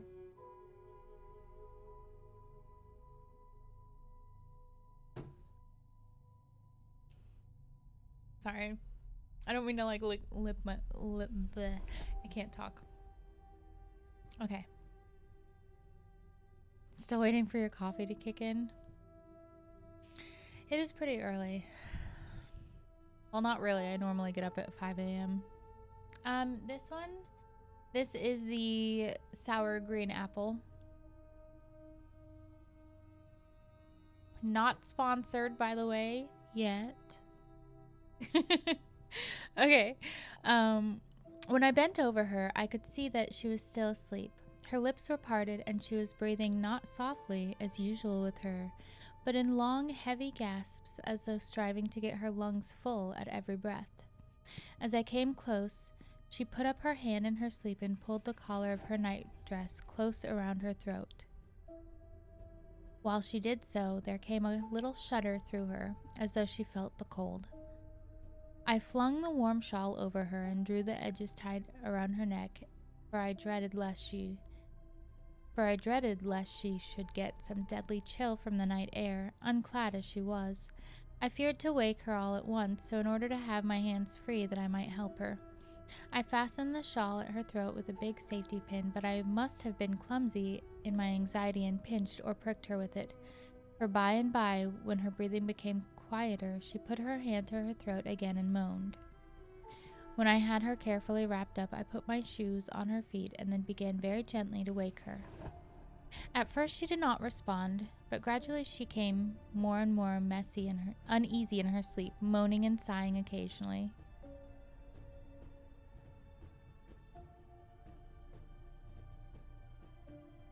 It's 7:35.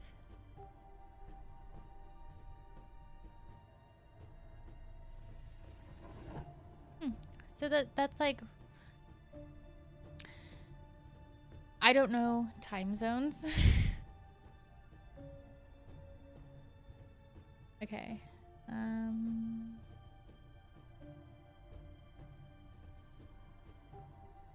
Right. AM. For those of you watching from Twitch, I am also multi-streaming to YouTube. So if you hear me talking to somebody that you don't see in the chat, chances are I'm probably talking to them on the other platform. And also vice versa. Okay.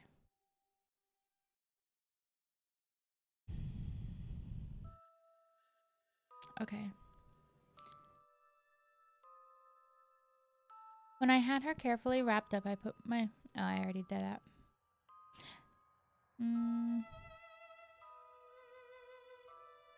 Okay, when I had her carefully wrapped up, I put my shoes on her feet and then began very gently to wake her. At first she did not respond, but gradually she became more and more uneasy in her sleep, moaning and sighing occasionally. At last, as time was passing fast, and for many other reasons, I wished to get her home at once. I shook her more forcibly, till finally she opened her eyes and awoke. She did not seem surprised to see me, as of course she did not realize all at once where she was. Lucy always wakes prettily, and even at such a time when her body must have been chilled with cold, and her mind somewhat appalled at waking unclad in a churchyard at night, she did not lose her grace. She trembled a little and clung to me when I told her to come at once with me home, as she rose without a word, with the obedience of a child. As we passed along, the gravel hurt my feet, and Lucy noticed me wince. She stopped and waited, and wanted to insist upon my taking my shoes, but I would not. However, when we got to the pathway outside the churchyard,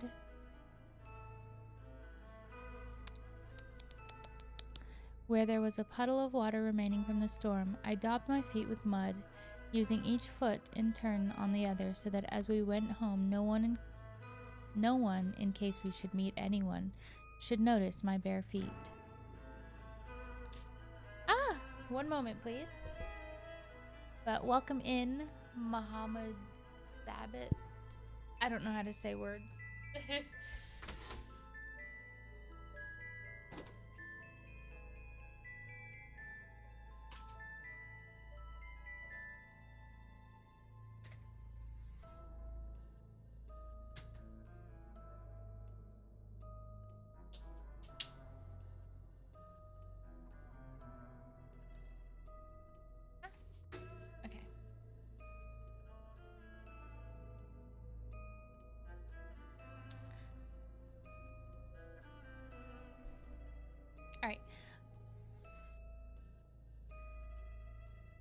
So I said this at the beginning of the stream, just so no one is misled.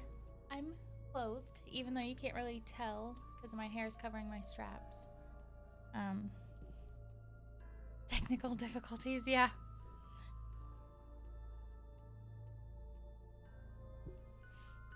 Okay, fortune favored us and we got home without meeting a soul. Once we saw a man who seemed not quite sober passing along a street in front of us.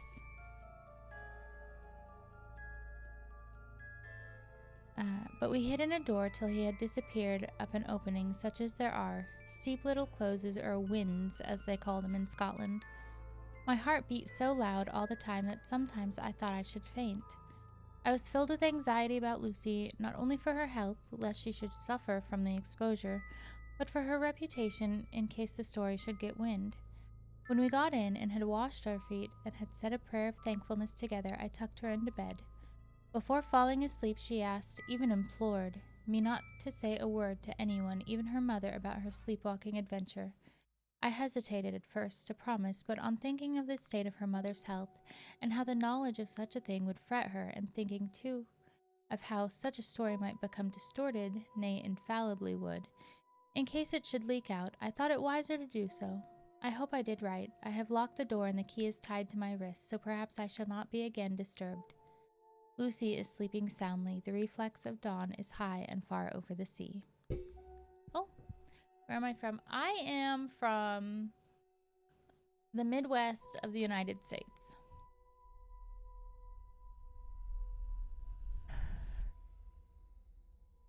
Same day at noon. All goes well. Lucy slept till I woke her, and seemed not to have even changed her side. The adventure of the night does not seem to have harmed her. On the contrary, it has benefited her, for she looks better this morning than she has done for weeks. Oh, California. Okay. Well, thank you for being here.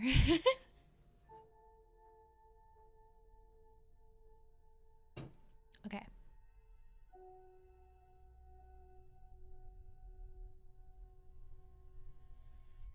I was sorry to notice that my clumsiness with the safety pin hurt her. Indeed, it might have been serious, for the skin of her throat was pierced. I have a sneaking suspicion that it wasn't the safety pin. I must have pinched up a piece of loose skin and have transfixed it, for there are two little red points like pinpricks, and on the band of her nightdress was a drop of blood. When I apologized and was concerned about it, she laughed and petted me and said she did not even feel it. Fortunately, it cannot leave a scar, as it is so tiny. Same day, night. We passed a happy day. The air was clear and the sun bright, and there was a cool breeze. We took our lunch to Mulgrave Woods, Mrs. Westenra driving by the road and Lucy and I walking by the cliff path, and joining her at the gate. I felt a little sad myself, for I could not but feel how absolutely happy it would have been had Jonathan been with me. But there, I must only be patient. In the evening we strolled in the casino terrace and heard some good music by Spohr and Mackenzie, and went to bed early. Lucy seems more restful than she has been for some time, and fell asleep at once. I shall lock the door and secure the key the same as before, though I do not expect any trouble tonight. August 12th. My expectations were wrong, for twice during the night I was wakened by Lucy trying to get out. She seemed, even in her sleep, to be a little impatient at finding the door shut, and went back to bed under a sort of protest. I woke with the dawn and heard little birds chirping outside of the window. Lucy woke too, and I was glad to see was even better than on the previous morning. All her old gaiety of manner seemed to have come back, and she came and snuggled in beside me and told me all about Arthur. I told her how anxious I was about Jonathan, and then she tried to comfort me. Well, she succeeded somewhat, for though sympathy can't alter facts, it can help to make them more bearable. August 13. Another quiet day, and to bed with the key on my wrist as before. Again I awoke in the night and found Lucy sitting up in bed, still asleep, pointing to the window. I got up quietly, and pulling aside the blind, looked out. It was brilliant moonlight and the soft effect of the light over the sea and sky, merged together in one great silent mystery, was beautiful beyond words. Between me and the moonlight flitted a great bat, coming and going in great whirling circles. Once or twice it came quite close, but was, I suppose, frightened at seeing me and flitted away across the harbor towards the Abbey. When I came back from the window, Lucy had lain down again and was sleeping peacefully. She did not stir again all night. August 14. On the East Cliff, reading and writing all day. Lucy seems to have become as much in love with the spot as I am, and it is hard to get her away from it when it is time to come home for lunch or tea, or dinner. This afternoon she made a funny remark. We were coming home for dinner and had come to the top of the steps from the West Pier and stopped to look at the view, as we generally do. The setting sun low down in the sky was just dropping behind Kettleness. The red light was thrown over on the East Cliff and the old Abbey and seemed to bathe everything in a beautiful rosy glow. We were silent for a while, and suddenly Lucy murmured as if to herself, "His red eyes again, they're just the same." It was such an odd expression coming apropos of nothing that it quite startled me. I slewed around a little so as to see Lucy well without seeming to stare at her, and saw that she was in a half-dreamy state with an odd look on her face that I could not quite make out. So I said nothing but followed her eyes. She appeared to be looking over at our own seat whereon a dark figure seated alone. I was a little startled myself, for it seemed for an instant as if the stranger had great eyes like burning flames. But a second look dispelled the illusion. The red sunlight was shining on the windows of St. Mary's Church behind our seat, and as the sun dipped there was just sufficient change in the refraction and reflection to make it appear as if the light moved. I called Lucy's attention to the peculiar effect, and she became herself with a start. But she looked sad all the same. It may have been that she was thinking of that terrible night up there. We never referred to it, so I said nothing, and we went home to dinner. Lucy had a headache and went early to bed. I saw her asleep and went out for a little stroll myself. I walked along the cliffs to the westward and was full of sweet sadness, for I was thinking of Jonathan. When coming home, it was then bright moonlight, so bright that through the front of our part of the crescent was in shadow. Everything could be well seen. I threw a glance up at our window and saw Lucy's head leaning out. I thought that perhaps she was looking out for me, so I opened my handkerchief and waved it. She did not notice or make any movement whatever. Just then, the moonlight crept around an angle of the building and the light fell to the window. There distinctly was Lucy with her head lying up against the side of the windowsill and her eyes shut. She was fast asleep, and by her, seated on the windowsill was something that looked like a good-sized bird. I was afraid she might get a chill, so I ran upstairs, but as I came into the room, she was moving back to her bed, fast asleep and breathing heavily. She was holding her hand to her throat as though to protect it from cold. I did not wake her, but tucked her up warmly. I have taken care that the door is locked and the window securely fastened. She looks so sweet as she sleeps, but she is paler than is her wont, and there is a drawn, haggard look under her eyes which I do not like. I fear she is fretting about something. I wish I could find out what it is. So, like, Dracula in bat form can drink people's blood? Because, like, I know he can't enter the house without being invited, right? I know a little about vampires. Okay. August 15. Rose later than usual. Lucy was languid and tired and slept on after we had been called. We had a happy surprise at breakfast. Arthur's father is better and wants the marriage to come off soon. Lucy is full of quiet joy, and her mother is glad and sorry at once. Later on in the day she told me the cause. She is grieved to lose Lucy as her very own, but she is rejoiced that she is soon to have someone to protect her. Poor dear sweet lady. She confided to me that she has got her death warrant. She has not told Lucy and made me promise secrecy. Her doctor told her that within a few months at most she must die, for her heart is weakening. At any time, even now, a sudden shock would be almost sure to kill her. Ah, we were wise to keep from her the affair of the dreadful night of Lucy's sleepwalking.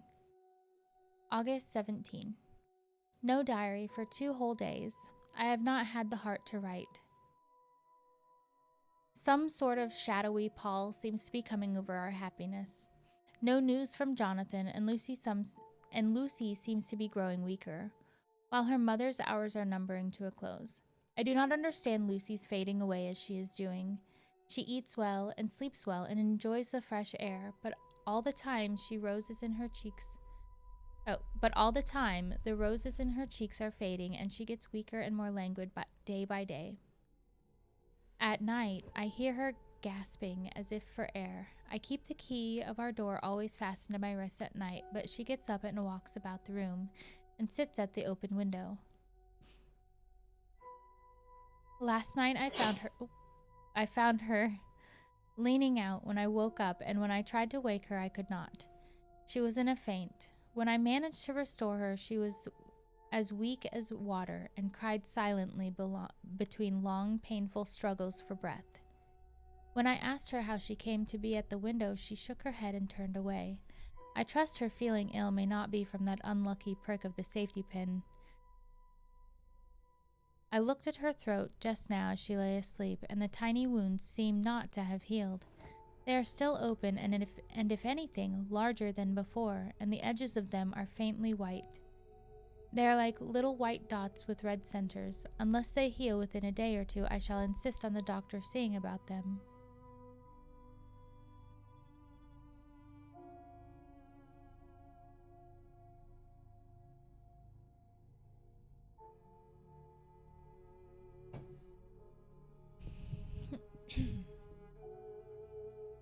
Letter.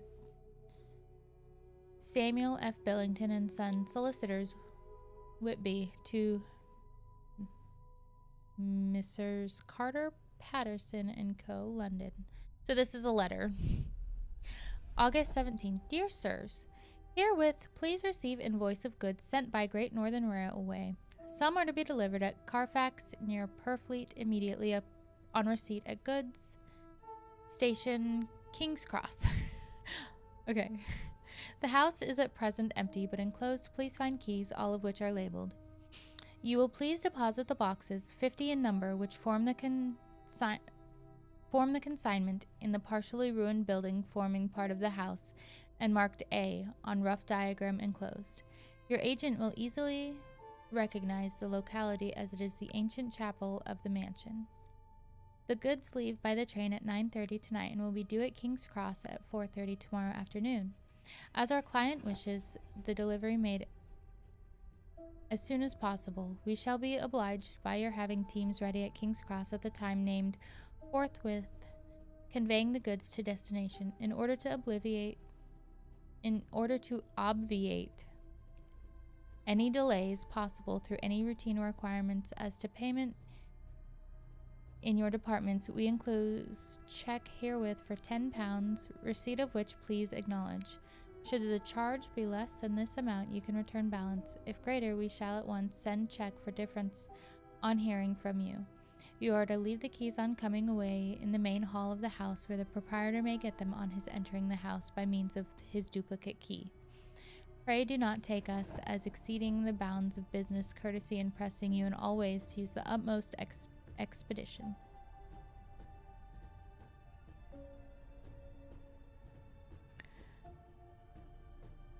We are, dear sirs, faithfully yours, Samuel F. Billington and Son. Good morning, Breaking Bad. Happy belated birthday.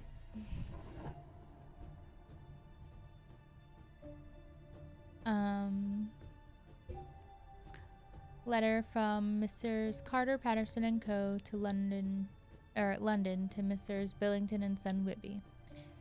August 21st. Dear sirs, we beg to acknowledge £10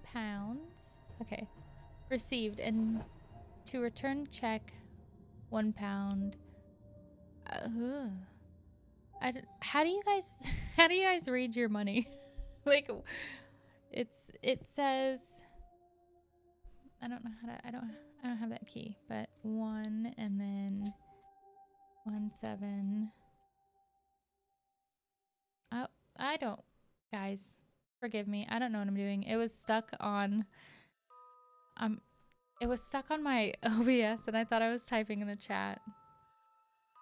Forgive me. It's. Oh, cause my number lock was off. Okay. Okay.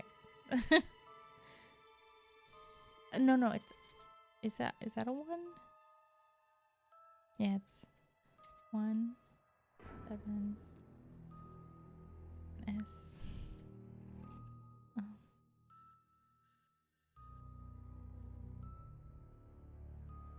That's what it says. So I don't know how to like verbally say it. Amount of overplus as shown on receipted account herewith. Goods are delivered in exact accordance with instructions and keys left in parcel in main hall as directed. We are, dear sirs, yours respectfully, Pro Carter Patterson and Co. Alright, back to the journal.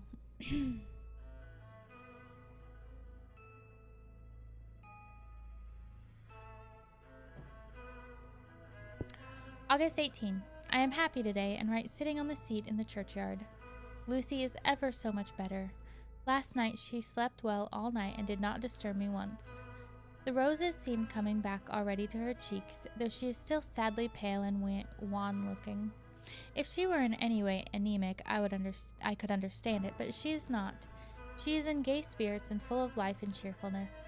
All the morbid reticence seems to have passed from her, and she has just reminded me, as if I needed any reminding, of that night, and that it was here on this very seat. I found her asleep.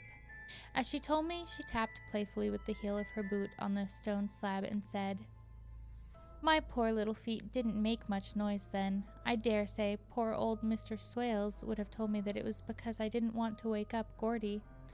As she was in such a communicative humor, I asked her if she had dreamed at all that night. Before she answered, that sweet puckered look came into her forehead, which Arthur, I call him Arthur from her habit, says he loves, and indeed I don't wonder that he does.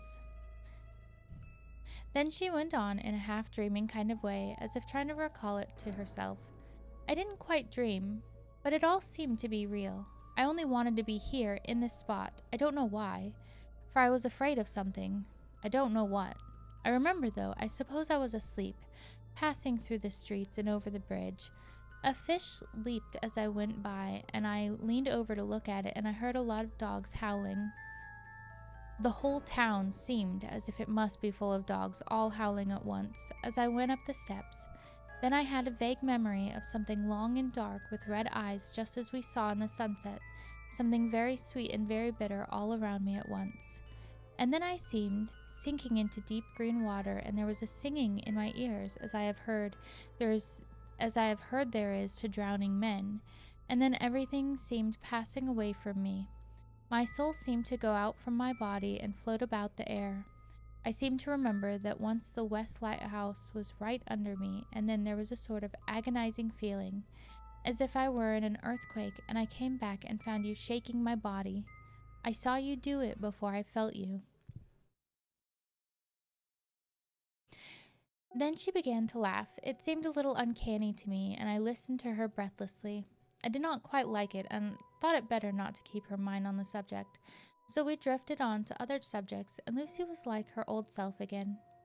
When we got home, the fresh breeze had braced her up, and her pale cheeks were really more rosy. Her mother rejoiced when she saw her, and we all spent a very happy evening together. August 19. Joy, joy, joy, although not all joy. At last, news of Jonathan. The dear fellow has been ill. That is why he did not write. I am not afraid to think it or say it now that I know. Mr. Hawkins sent me on the letter and wrote himself oh so kindly. I am to leave in the morning and go over to Jonathan and help to nurse him if necessary and to bring him home. Mr. Hawkins says it would not be a bad thing if we were to be married out there. I have cried over the good sister's letter till I can feel it wet against my bosom where it lies. It is of Jonathan, and must be and must be next my heart, for he is in my heart. My journey is all mapped out and my luggage ready. I am only taking one change of dress. Lucy will bring my trunk to London and keep it till I send for it. For it may be that I must write no more. I must keep it to say to Jonathan, my husband. The letter that he has seen and touched must comfort me till we meet. So she's being sent to Jonathan.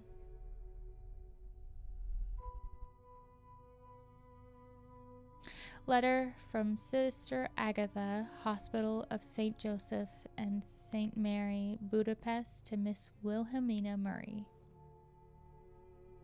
Dear Madam, August 12th. Dear Madam, I write by desire of Mr. Jonathan Harker, who is himself not strong enough to write, though progressing well, thanks to God and St. Joseph and St. Mary. Oh, Sister Mary. Because, yeah. He has been under our care for nearly 6 weeks, suffering from a violent brain fever. He wishes me to convey his love and to say that by this post I write for him to Mr. Peter Hawkins, Exeter, to say, with his dutiful respects, that he is sorry for his delay, and that all of his work is completed. He will require some few weeks' rest in our sanatorium in the hills, but will then return. He wishes me to say that he has not sufficient money with him and that he would like to pay for his staying here, so that others who need shall not be wanting for help. Believe me, yours with sympathy and all blessings, Sister Agatha. P.S. My patient being asleep, I open this to let you know something more. He has told me all about you,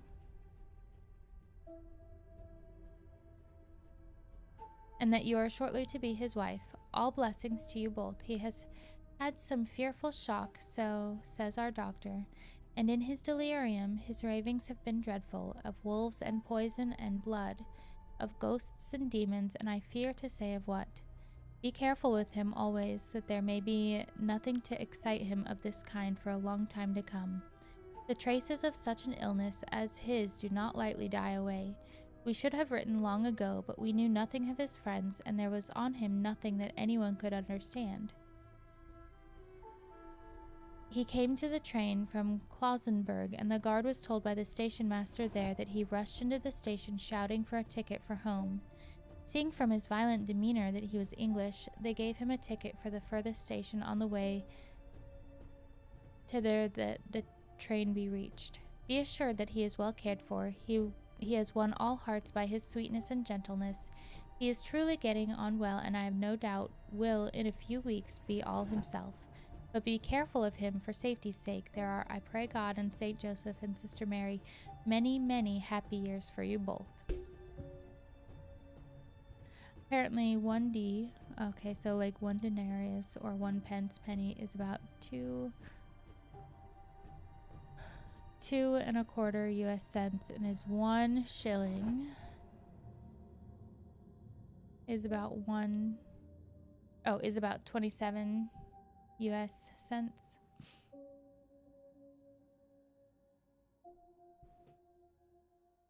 Seventeens would have been about 4.59 cents, equivalent to $110.16 today. 9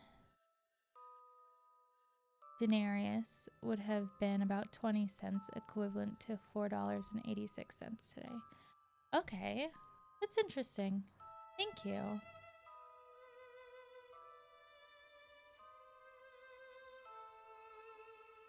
So it'd be 17 shillings and 9 denarius.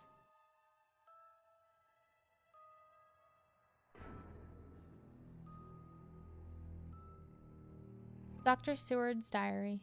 August 19. Strange and sudden change in Renfield last night. About 8 o'clock he began to get excited and to sniff about as a dog does when setting. The attendant was struck by his manner, and knowing my interest in him, encouraged him to talk. He is usually respectful to the attendant and at times servile, but tonight the man tells me he was quite haughty. Would not would not condescend to talk with him at all. All he would say was, "I don't want to talk to you. You don't count now. The master is at hand."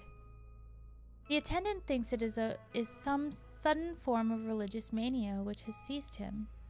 If so, we must look out for squalls, for a strong man with homicidal and religious mania at once might be dangerous. The combination is a dreadful one. At 9 o'clock I visited him myself. His attitude to me was the same as that to the attendant. In his sublime self-feeling, the difference between myself and attendant seemed to him as nothing. It looks like religious mania, and he will soon think that he himself is God. These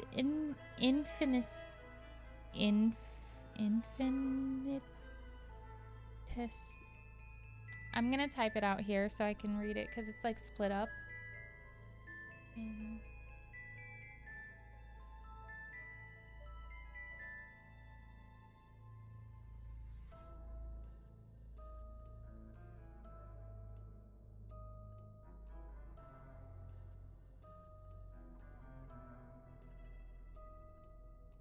Infinitesimal? Tell me if that's what it sounds like. Infinitesimal.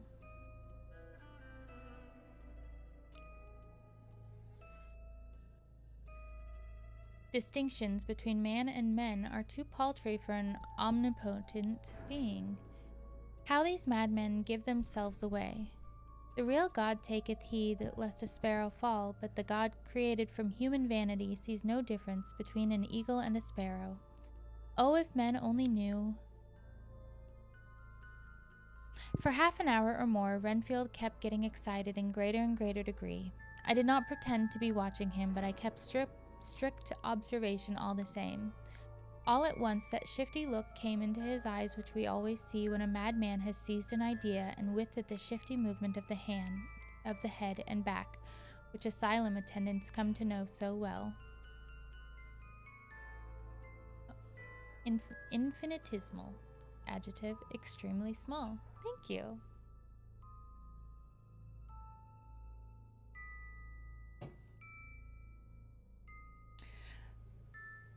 Okay.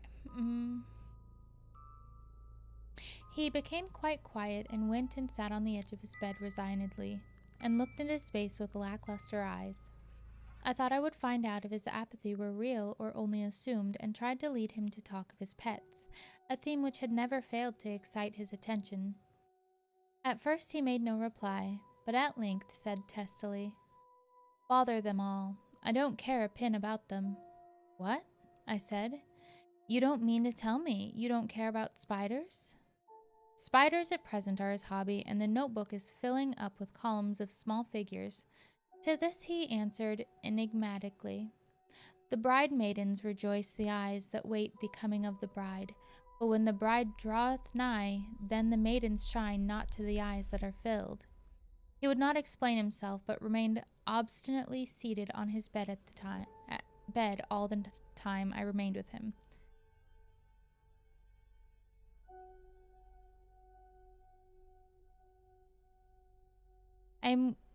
I am weary tonight and low in spirits. I cannot but think of Lucy and how different things might have been. If I don't sleep at once, chloral, the modern Morpheus. I'm gonna type it because it's a science thing. I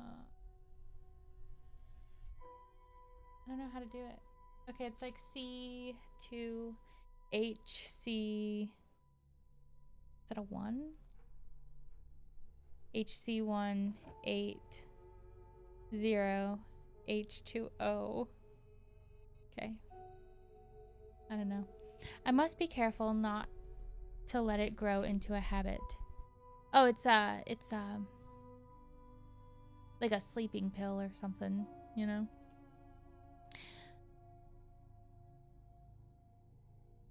Or chloroform, maybe? I don't know. Chloral? Okay. No, I shall take none tonight. I have thought of Lucy, and I shall not dishonor her by mixing the two. If need be, tonight shall be sleepless. Later. Glad I made the resolution, gladder that I kept to it. I had lain tossing about and had heard the clock strike only twice, when the night watchman came to me, sent up from the ward to say that Renfield had escaped. I threw on my clothes and ran down at once. My patient is too dangerous a person to be roaming about. Those ideas of his might work out dangerously with strangers. The attendant was waiting for me. He said he had seen him not 10 minutes before, seemingly asleep in his bed, when he had looked through the observation trap in the door. His attention was called by the sound of the window being wrenched out. He ran back and saw his feet disappear through the window, and had at once sent up for me. He was only in his night gear and cannot be far off. The attendant thought it would be more useful to watch where he should go than to follow him, as he might lose sight of him while getting out of the building by the door. He is a bulky man and couldn't get through the window. I am thin, so with his aid I got out, but feet foremost, and as we were only a few feet above ground, landed unhurt. The attendant told me the patient had gone to the left and taken a straight line, so I ran as quickly as I could. As I got through the belt of trees, I saw a white figure scale the high wall which separates our grounds from those of the deserted house. I ran back at once, told the watchman to get 3 or 4 men immediately and follow me into the grounds of Carfax in case our friend might be dangerous. I got a ladder myself and, crossing the wall, dropped down on the other side. I could see Renfield's figure just disappearing behind the angle of the house, so I ran after him. On the far side of the house, I found him pressed close against an old iron-bound oak door of the chapel. He was talking, apparently to someone, but I was afraid to go near enough to hear what he was saying, lest I might... See, my headphones are dying. Okay. I lost my spot, so I'm gonna plug my headset in real quick.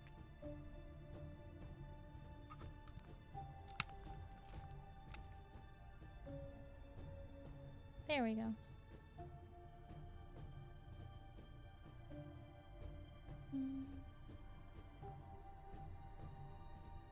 Okay, lest I might frighten him and he should run off. Chasing an errant swarm of bees is nothing to following a naked lunatic when the fit of escaping is upon him. After a few minutes, however, I could see that he did not take note of anything around him, and so ventured to draw nearer to him. The more so, as my men had now crossed the wall and were closing him in.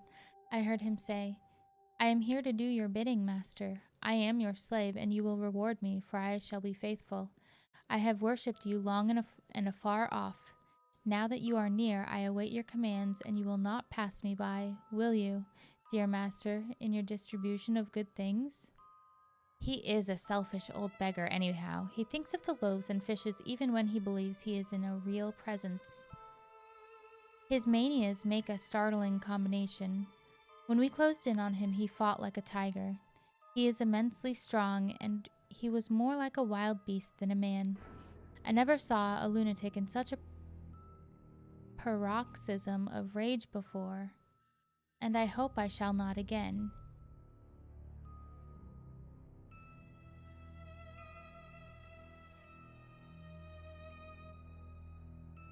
This is the word that I just said.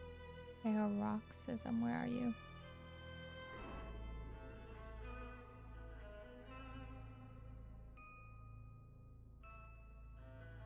Yeah, okay, this is the word.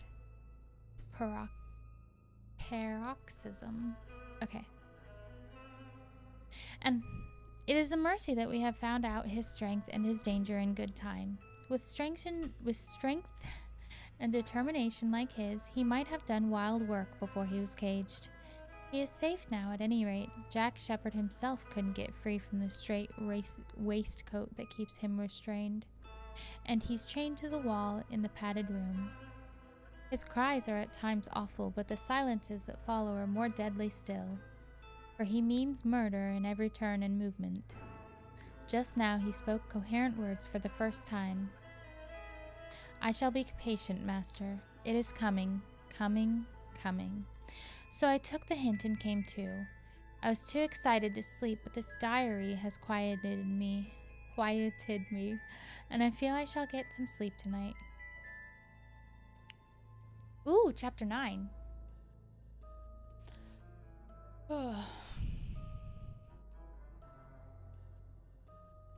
Okay. So I have a feeling that Lucy is...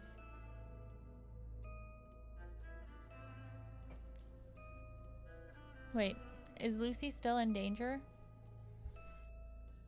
I don't know. Okay. Chapter 9, letter from Mina Harker to Lucy Westerna. Budapest, August 24. My dearest Lucy, I know you will be anxious to hear all that has happened since we parted at the railway station at Whitby. Well, my dear, I got to Hull all right and caught the boat to Hamburg, and then the train on here. I feel that I can hardly recall anything of the journey except that I knew I was coming to Jonathan, and that as I should have to do some nursing.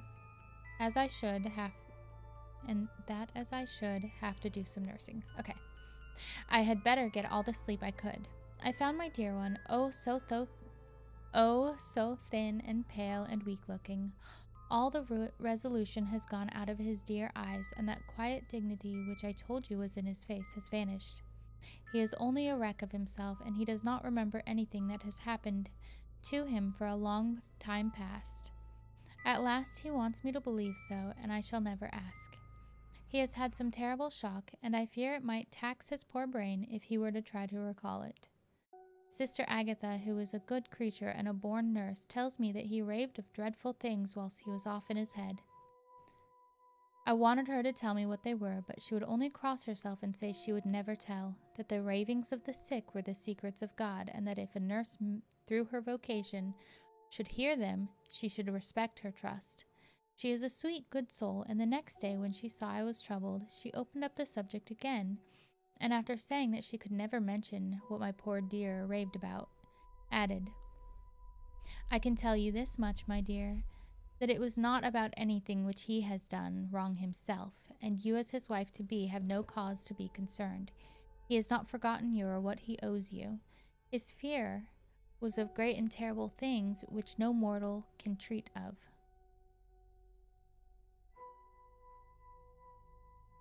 Paroxysm, a sudden attack or violent expression of a particular emotion or activity. Thank you.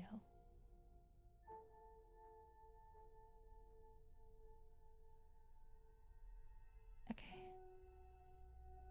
I do believe the dear soul thought I might be jealous lest my poor dear should have fallen in love with any other girl.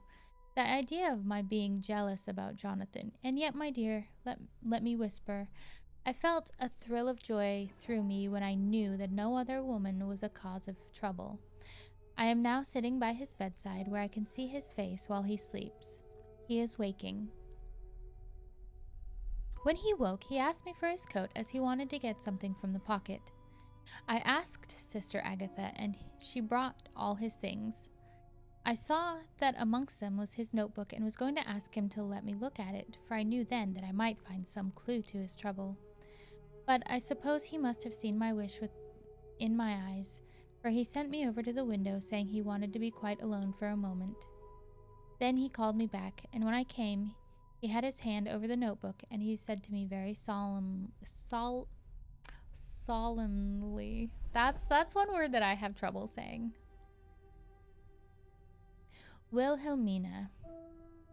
I knew then that he was in deadly earnest, for he has never called me by that name since he asked me to marry him. You know, dear, my ideas of the trust between husband and wife. There should be no secret, no concealment. I have had a great shock, and when I try to think of what it was, or what it is, I feel my head spin around, and I do not know if it was all real or the dreaming of a madman. You know I've had brain fever, and that is to be mad. The secret is here, and I do not want to know it. I want to take up my life here with our marriage. For my dear, we had decided to be married as soon as the formalities are complete. Are you willing, Wilhelmina, to share my ignorance? Here is the book. Take it and keep it. Read it if you will, but never let me know. Unless, indeed, some solemn duty should come upon me to go back to the bitter hours, asleep or awake, sane or mad, recorded here. He fell back, exhausted, and I put the book under his pillow and kissed him. I have asked Sister Agatha to beg the Superior to let our wedding be this afternoon, and am waiting her reply. She has come and told me that the chaplain of the English Mission Church has been sent for. We are to be married in an hour, or as soon after as Jonathan wakes. Lucy, the time has come and gone. I feel very solemn, but very, very happy. Jonathan woke a little after the hour, and all was ready, and he sat up in bed, propped up with pillows. He answered his "I will" firmly and strongly. I could hardly speak. My heart was so full that even those words seemed to choke me. The dear sisters were so kind. Please God, I shall never, never forget them, nor the grave and sweet responsibilities I have taken upon me. I must tell you of my wedding present. When the chaplain and the sisters had left me alone with my husband, oh, Lucy, it is the first time I have written the words, my husband. Left me alone with my husband, I took the book from under his pillow and wrapped it up in white paper and tied it with a little bit of pale blue ribbon which was around my neck, and sealed it over the knot with sealing wax. And for my seal I used my wedding ring.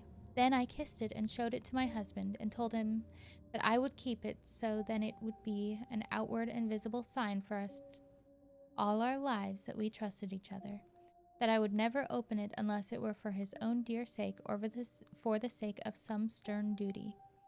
Then he took my hand in his, and oh, Lucy, it was the first time he took his wife's hand, and said that it was the dearest thing in all the wide world, and that he would go through all the past again to win it if need be. The poor dear meant to have said a part of the past, but he cannot think of time yet, and I shall not wonder if at first he mixed up not only the month but the year. Well, my dear, what could I say? I could only tell him that I was the happiest woman in all the wide world, and that I had nothing to give him except myself, my life, and my trust, and that with these went my love and duty for all the days of my life. And my dear, when he kissed me and drew me to him with his poor weak hands, it was like a very solemn pledge between us. Lucy, dear, do you know why I tell you all this? It is not only because it is all sweet to me, but because you have been and are very dear to me. It was my privilege to be your friend and guide when you came from the schoolroom to prepare for the world of life.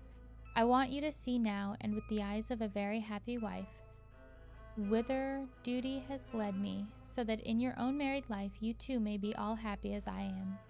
My dear, please Almighty God, your life may be all it promises, a long day of sunshine with no harsh wind, no forgetting duty, no distrust. I must not wish you no pain, for that can never be, but I do hope you will be always as happy as I am now. Goodbye, my dear. I shall post this at once, and perhaps write you very soon again. I must stop, for Jonathan is waking. I must attend to my husband. Your ever-loving Mina Harker.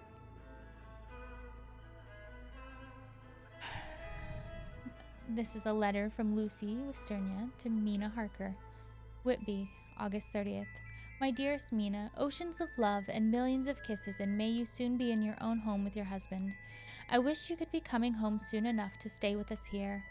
The strong air would soon restore Jonathan. It has quite restored me. I have an appetite like a cormorant, am full of life, and sleep well. You will be glad to know that I have quite given up walking in my sleep. I think I have not stirred out of my bed for a week. That is when I once got into it at night. Arthur says I am getting fat. By the way, I forgot to tell you that Arthur is here. We have such walks and drives and rides and rowing and tennis and fishing together. And I love him more than ever. He tells me that he loves me more, but I doubt that, for at first he told me that he couldn't love me more than he did then. But this is nonsense. There he is calling to me, so no more just at present from your loving. P.S. Mother sends her love. She seems better, poor dear. P.P.S. We're to be married on September 28th. Alright. Dr. Seward's diary. August 20th. The case of Renfield grows even more interesting. He is now so far quieted that there are spells of cessation from his passion. For the first week after his attack, he was perpetually violent. Then one night, just as the moon rose, he grew quiet and kept murmuring to himself, "Now I can wait, now I can wait." The attendant came to me, so I ran down at once to have a look at him. He was still in the straight waistcoat and in the padded room, but the suffused look had gone from his face, and his eyes had something of their old pleading. Excuse me. I might almost say cringing softness. I was satisfied with his present condition and directed him to be relieved. The attendants hesitated, but finally carried out my wishes without protest. It was a strange thing that the patient had humor enough to see their distrust. For coming close to me, he said in a whisper, all the while looking furtively at them, "They think I could hurt you. Fancy me hurting you, the fools." It was soothing somehow to the feelings to find myself disassociated even in the mind of this poor madman from the others. But all the same, I do not follow his thought. Am I to take it that I have nothing in common with him, so that we are, as it were, to stand together? Or has he to gain from me some good so stupendous that my well-being is needful to him? I must find out later on. Tonight he will not speak. Even the offer of a kitten or even a full-grown cat will not tempt him. He will only say, "I don't take any stock in cats. I have more to think of now, and I can wait.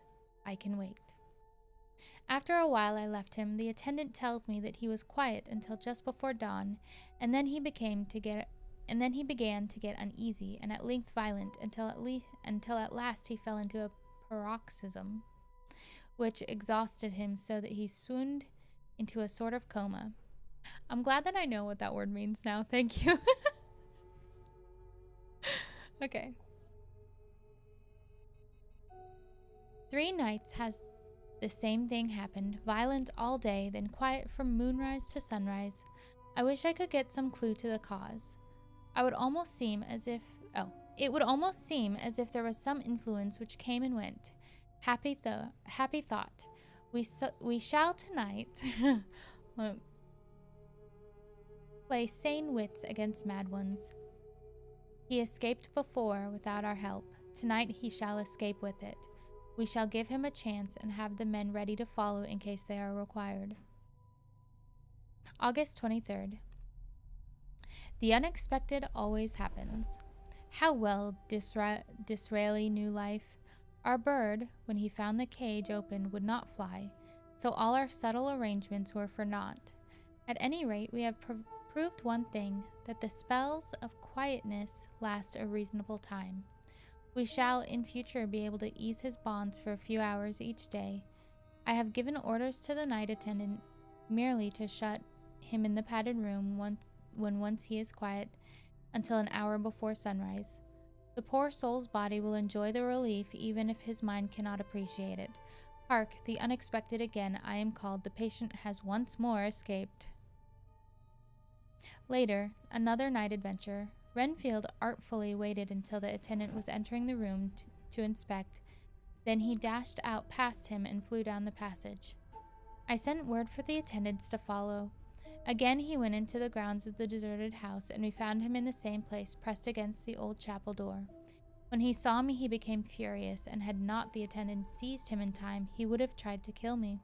As we were holding him, a strange thing happened. He suddenly redoubled his efforts, and then, as suddenly, grew calm. I looked around instinctively, but could see nothing. Then I caught the patient's eye and followed it, but could trace nothing as it looked into the moonlit sky, except a big bat which was flapping its silent and ghostly way to the west. Bats usually wheel and flit about, but this one seemed to go straight on, as if it knew where it was bound for or had some intention of its own. The patient grew calmer every instant and presently said, "You needn't tie me. I shall go quietly." Without trouble, we came back to the house. I feel there is something ominous in his calm, and shall not forget this night.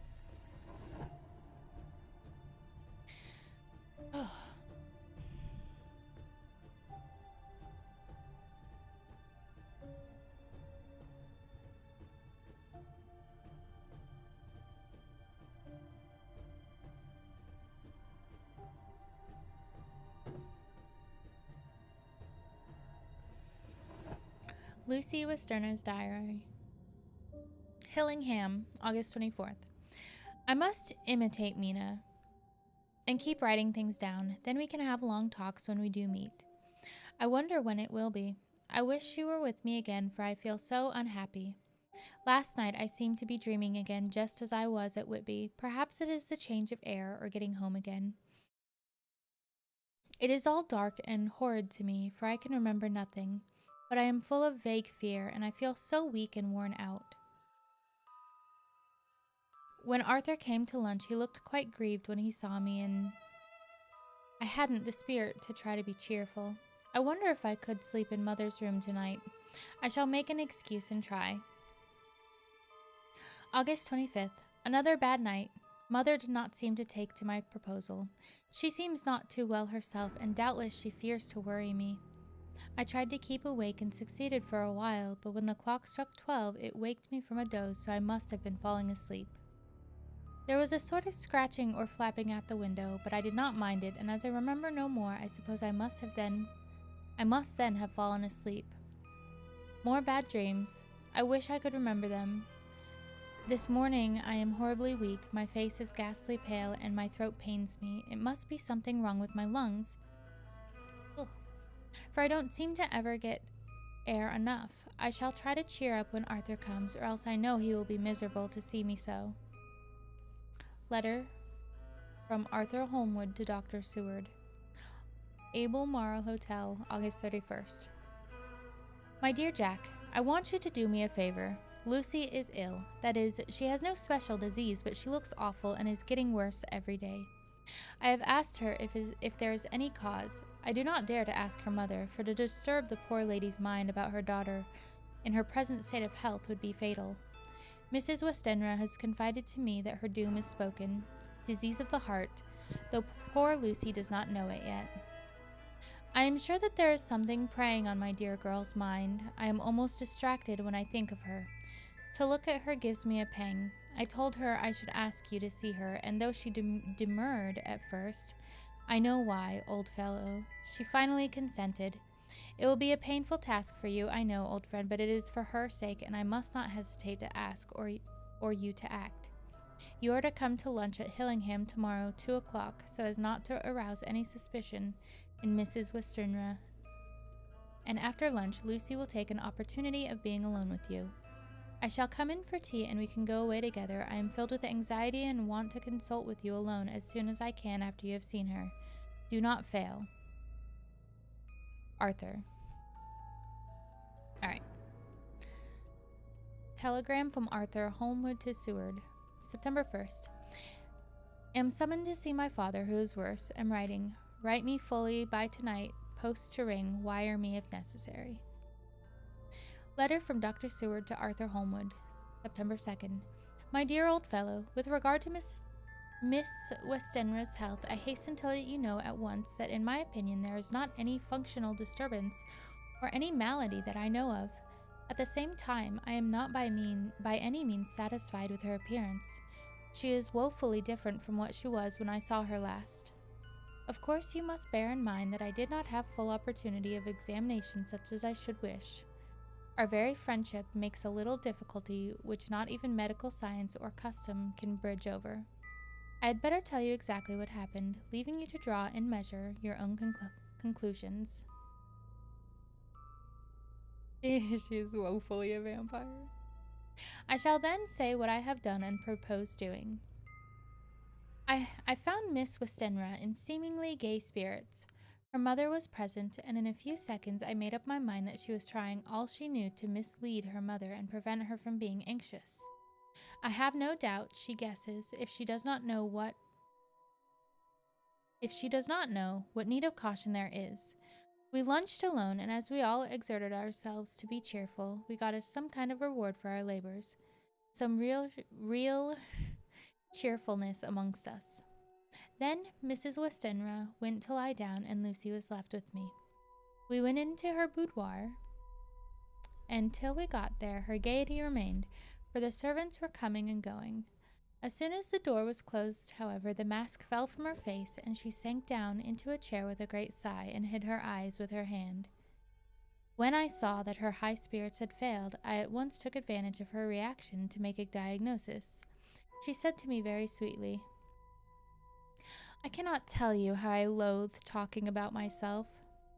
I reminded her that a doctor's confidence was sacred, but that you were grievously anxious about her. She caught on to my meaning at once and settled that matter in a word. "Tell Arthur everything you choose. I do not care for myself, but all for him, so I am quite free." I could easily see that she is somewhat bloodless, but I could not see the usual anemic signs, and by a chance I was actually able to test the quality of her blood, for in opening a window which was stiff, a cord gave way and she cut her hand slightly with the broken glass. It was a slight matter in itself, but it gave me an evident chance, and I secured a few drops of blood and have analyzed them. The qualitative analysis gives a quite normal condition and shows I should infer in itself a vigorous state of health. In other physical manners, I was quite satisfied. There's no need for anxiety, but as there must be a cause somewhere, I have come to the conclusion that it must be something mental. She complains of difficulty in breathing satisfactorily at times and of heavy lethargic sleep with dreams that frighten her, but regarding which she can remember nothing. She says that as a child she used to walk in her sleep, and that when in Whitby the habit came back, and that once she walked out in the night and went to the East Cliff with Miss Murray, where Miss Murray found her. But she assures me that of late the habit has not returned. I am in doubt, and so have done the best thing I know of. I have written to my old friend and master, Professor Van Helsing of Amsterdam, who knows much about obscure diseases as any one in the world. Did that say Van Helsing?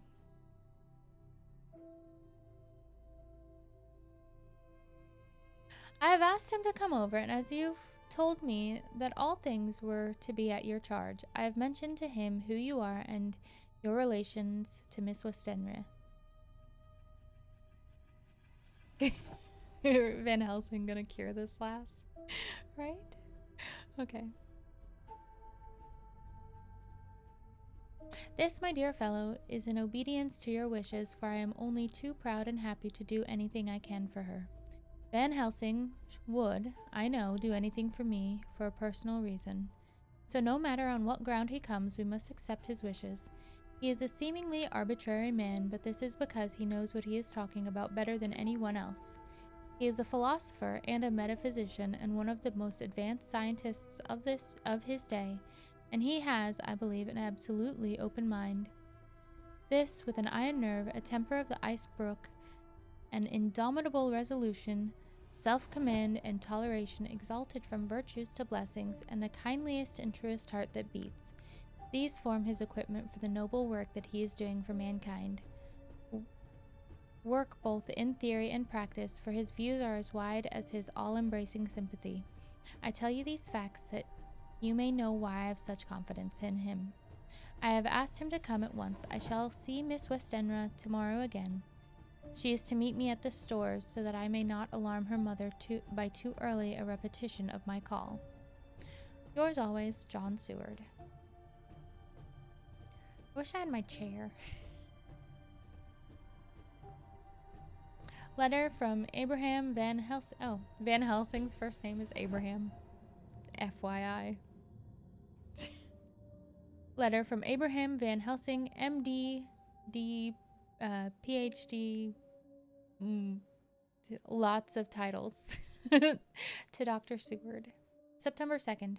My good friend, when I have received your letter, I am already coming to you. By good fortune, I can leave just at once without wrong to any of those who have trusted me.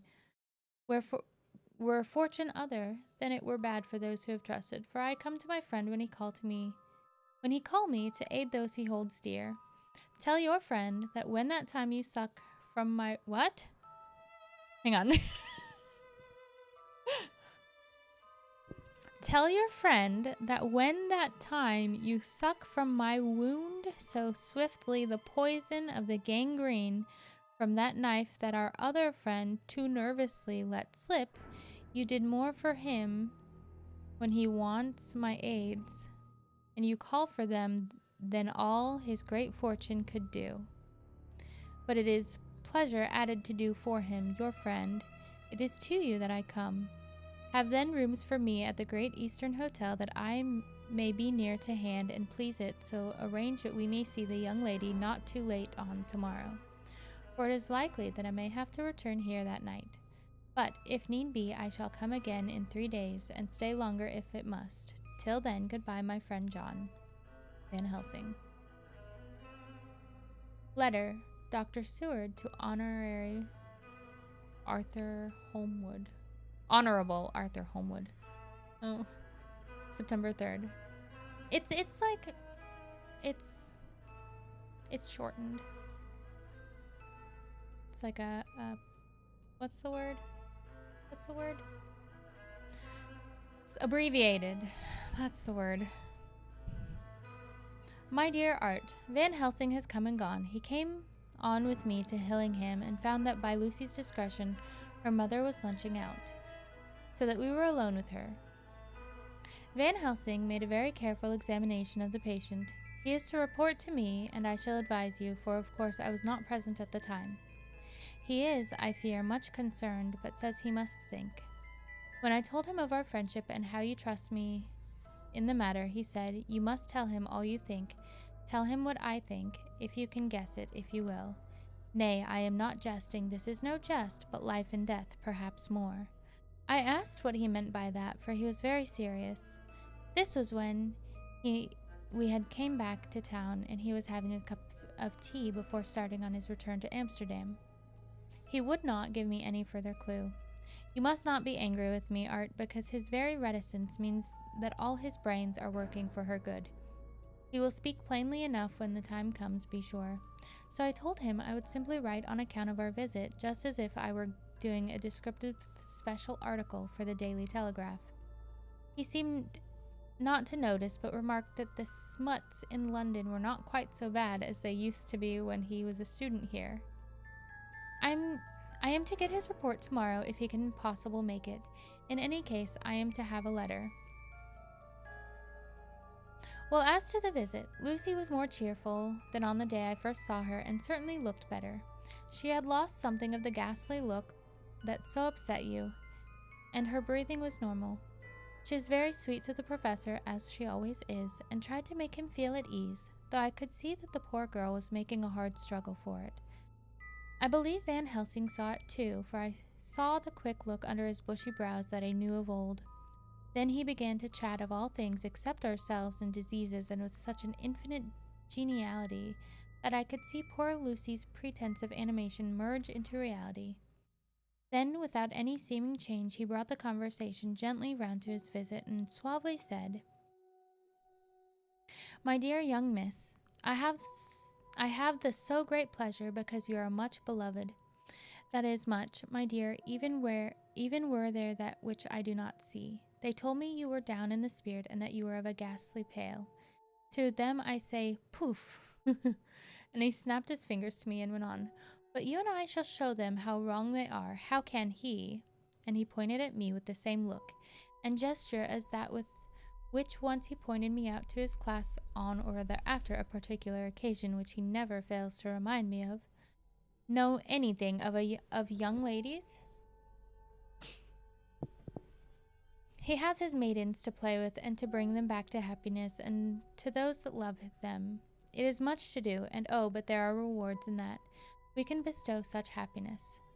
But the young ladies, he has no wife nor daughter, and the young do not tell themselves to the young, but to the old like me, who have known so many sorrows and the causes of them.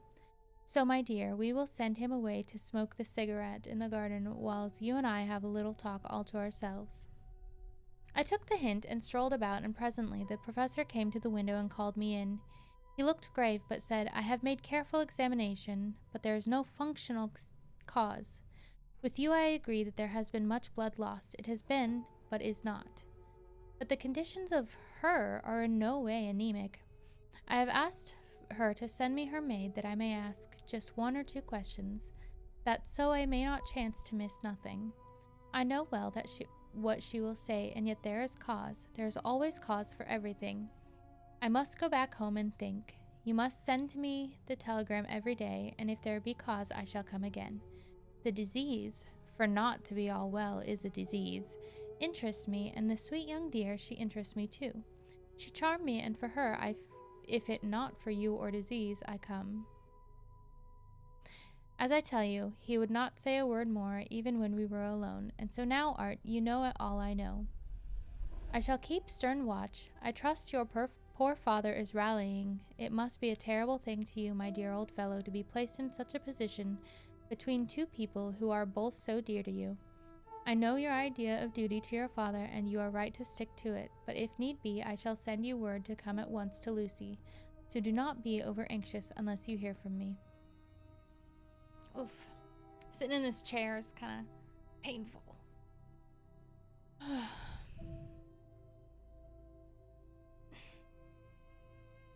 Trying to sit up straight, you know? Okay. Dr. Seward's diary, September 4th. Zoophagous patient still keeps up our interest in him. He had only one outburst, and that was yesterday at an unusual time. Just before the stroke of noon, he began to grow restless.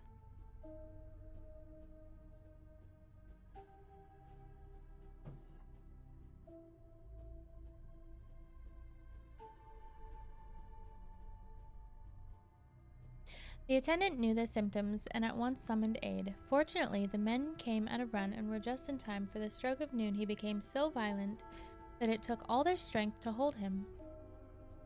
In about 5 minutes, however, he began to get more and more quiet and finally sank into a sort of melancholy, in which state he has remained up to now.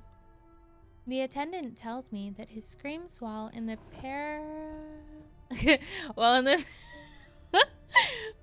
paroxysm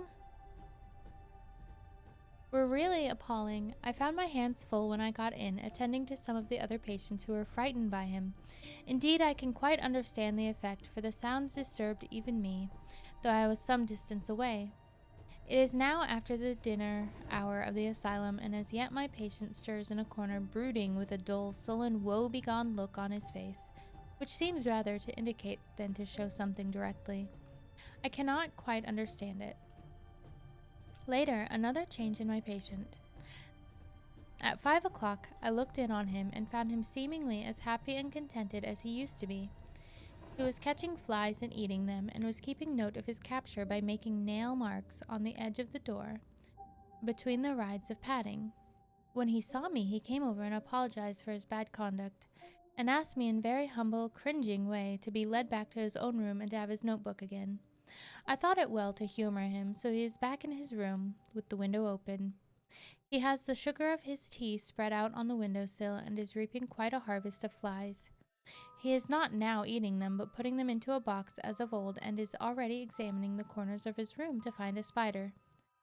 I tried to get him to talk about the past few days, for any clue to his thoughts would be of immense help to me, but he would not rise. For a moment or two he looked very sad, and said in a sort of far-away voice, as though saying it rather to himself than to me, all over, he has deserted me, no hope for me now unless I do it for myself. Then suddenly, turning to me in a resolute way, he said, Doctor, won't you be very good to me and let me have a little more sugar? I think it would be good for me. And the flies? I said. Yes, the flies like it too, and I like the flies. Therefore I like it, and there are people who know so little as to think that madmen do not argue. I procured him a double supply and left him as happy a man as, I suppose, any in the world. I wish I could fathom his mind. Midnight. Another change in him. I had been to see Miss Westenra, whom I found much better, and had just returned and was standing at our own gate looking at the sunset, when once more I heard him yelling. As his room is on the side of the house, I could hear it better than in the morning.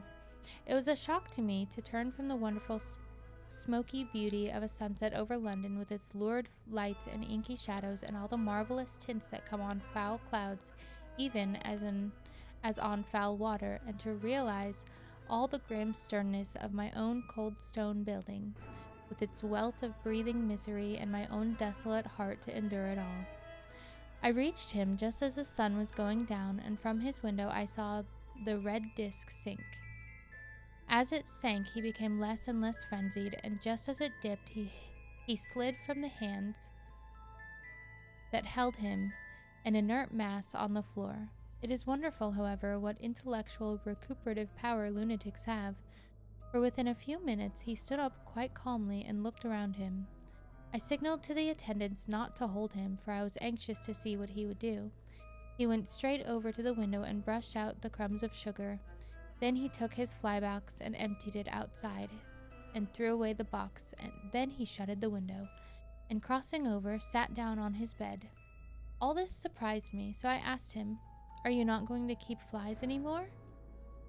"No," said he. "I am sick of all that rubbish. He certainly is a wonderfully interesting study. I wish I could get some glimpse of his mind or of the cause of his sudden passion. Stop, there may be a clue after all, if we can find why today his paroxysms came at high noon and at sunset. Can it be that there is a malign, M-A-L-I-G-N? I'm gonna type that.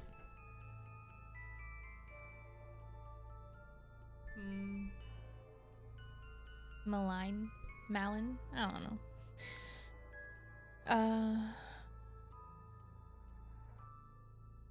Influence of the sun at periods which affects certain natures, as at times the moon does others? We shall see. Telegram from Seward, London, to Van Helsing, Amsterdam. September 4. Patient still better today. Telegram from Steward, London, to Van Helsing, Amsterdam. September 5th. Patient greatly improved, good appetite, sleeps naturally, good spirits, evil in nature or effect malevolent. Thank you.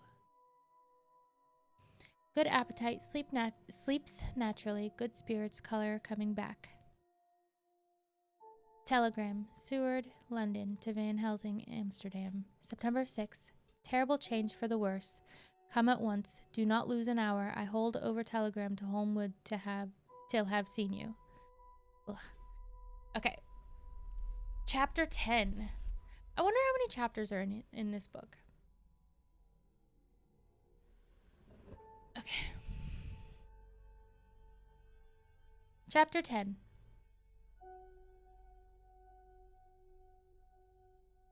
Letter from Dr. Seward to Honorable Arthur Holmwood. September 6th. My dear Art, my news today is not so good. Lucy this morning has gone back a bit. There is, however, one good thing which has arisen from it. Mrs. Westenra was naturally anxious concerning Lucy and has consulted me professionally about her. I took advantage of the opportunity and told her that my old master, Van Helsing, the great specialist, was coming to stay with me, and that I would put her in his charge conjointly with myself, so now we can come and go without alarming her unduly. For a shock to her would mean sudden death, and this, in Lucy's weak condition, might be disastrous to her. We are hedged in with difficulties, all of us, my poor old fellow, but please God, we shall come through them all right. If any need, I shall write, so that, if you do not hear from me, take it for granted that I am simply waiting for news. In haste, yours ever, John Seward.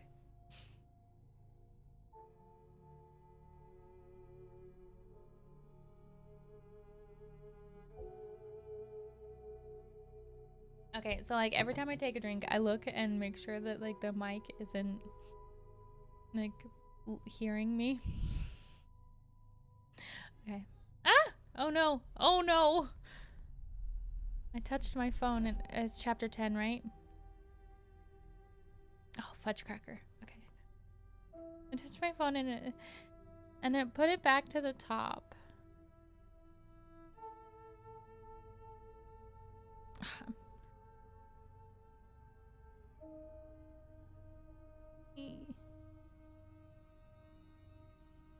Okay, I just started chapter 10.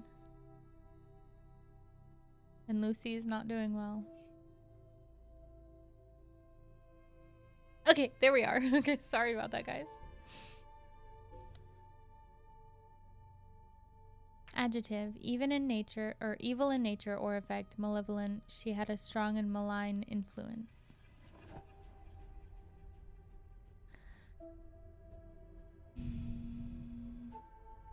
Okay, sorry. Dr. Seward's Diary, September 7th. The first thing Van Helsing said to me when we met at Liverpool Street was, "Have you said anything to our young friend, the lover of her?" "No," I said. "I waited till I had seen you, as I said in my telegram. I wrote him a letter simply telling him that you were coming, as Miss Westenra was not so well, and that I should let him know if need be." "Right, my friend," he said. "Quite right. Better he not know as yet. Perhaps he shall never know. I pray so, but if it be needed, then he shall know all. And my good friend John, let me caution you. You deal with the madmen. All men are mad in some way or the other, and inasmuch as you deal discreetly with your madmen, so deal with God's madmen too, the rest of the world. You tell not your madmen what you do, nor why you do it. You tell them not what you think. So you shall keep knowledge in its place, where it may rest, where it may gather its kind around it and breed. You and I shall keep as yet what we know here and here." He touched me on the heart and on the forehead, and then touched himself in the same way. "I have for myself thoughts at the present. Later I shall unfold to you." "Why not now?" I asked. "It may do some good. We may arrive at some decision."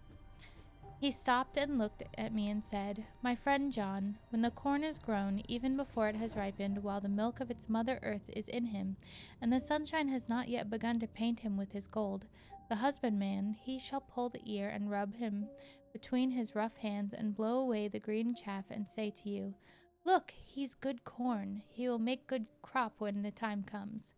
I did not see the application and told him so. For reply, he reached over and took my ear in his hand and pulled it playfully as he used long ago to do at lectures, and said, "The good husbandman tell you so, then because he knows, but not till then." But you do not find the good husbandman dig up his planted corn to see if he grow. That is for the children who play at husbandry, and not for those who take it as if the work of their life. See you now, friend John? I have sown my corn, and nature has her work to do in making it sprout. If he sprout at all, there's some promise, and I wait till the ear begins to swell. He broke off, for he evidently saw that I understood. Then he went on, and very gravely, "You are always a careful student, and your case book was ever more full than the rest. You were only student then, now you are master, and I trust that good habit have not failed. Remember, my friend, that knowledge is stronger than memory, and we should not trust the weaker.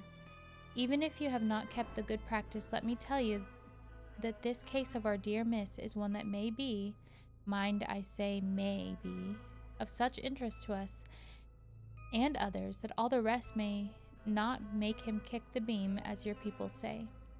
Take then good note of it. Nothing is too small. I counsel you put down the record even your doubts and surmises. Hereafter it may be of interest to you to see how true you guess. We learn from failure, not from success." When I described Lucy's symptoms the same as before, but infinitely more marked, he looked very grave but said nothing. He took with him a bag in which were many instruments and drugs. The ghastly paraphernalia of her beneficial trade, as he once called it in one of his lectures, the equipment of a professor of the healing craft. When we were shown in, Miss Westenra met us. She was alarmed, but not nearly so much as I expected to find her. Nature in one of her beneficial moods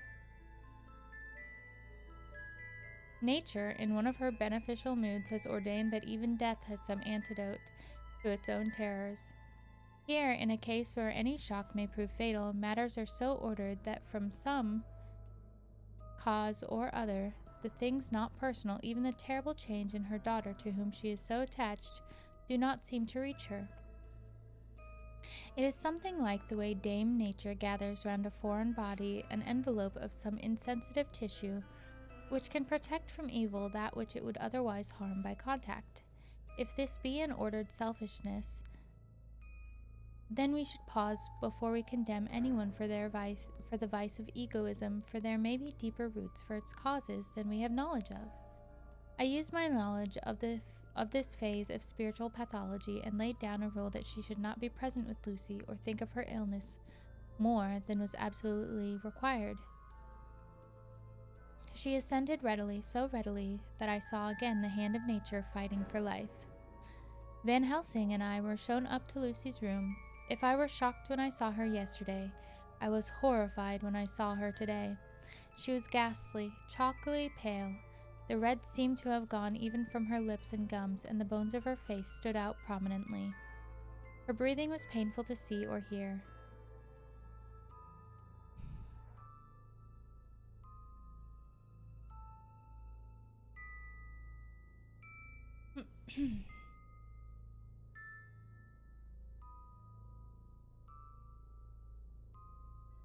Van Helsing's face grew set as marble, and his eyes converged till they almost touched his nose. Lucy lay motionless and did not seem to have strength to speak, so for a while we were all silent. Then Van Helsing beckoned me, and we went gently out of the room. The instant we had closed the door, he stepped quickly along the passage to the next door, which was open. Then he pulled me quickly in with him and closed the door. "My God," he said, "this is dreadful. There is no time to be lost. She will die for sheer want of blood to keep the heart's action as it should be. There must be a transfusion of blood at once. Is it you or me?" "I am younger and stronger, Professor. It must be me. Then get ready at once. I will bring up my bag. I am prepared." So they're about to transfuse the Dr. Seward's blood into Lucy?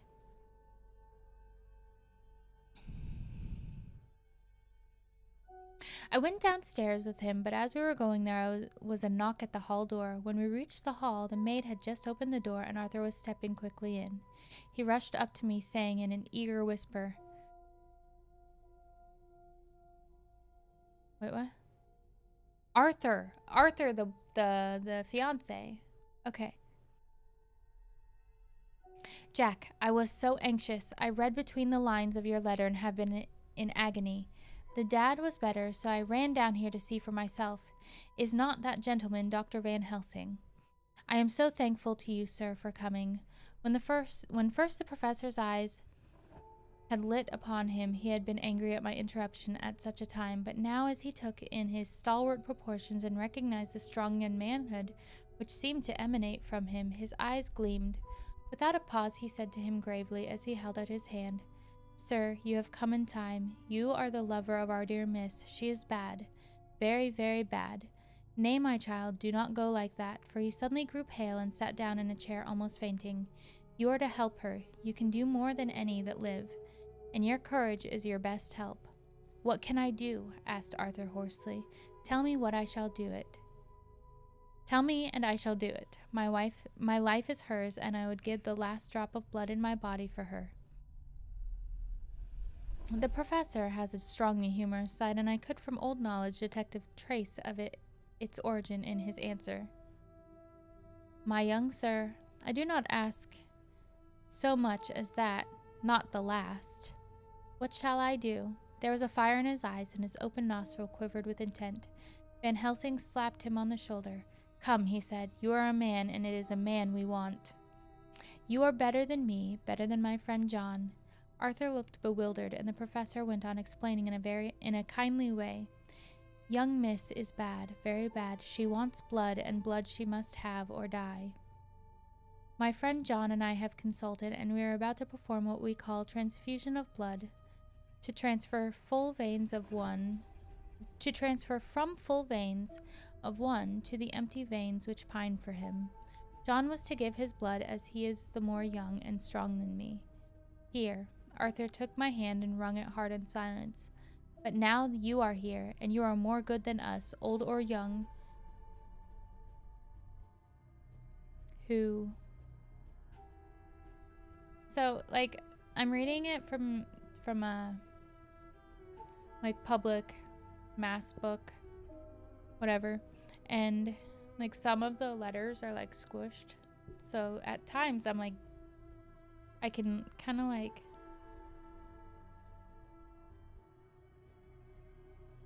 I can kind of like guess what the word is, like context clues.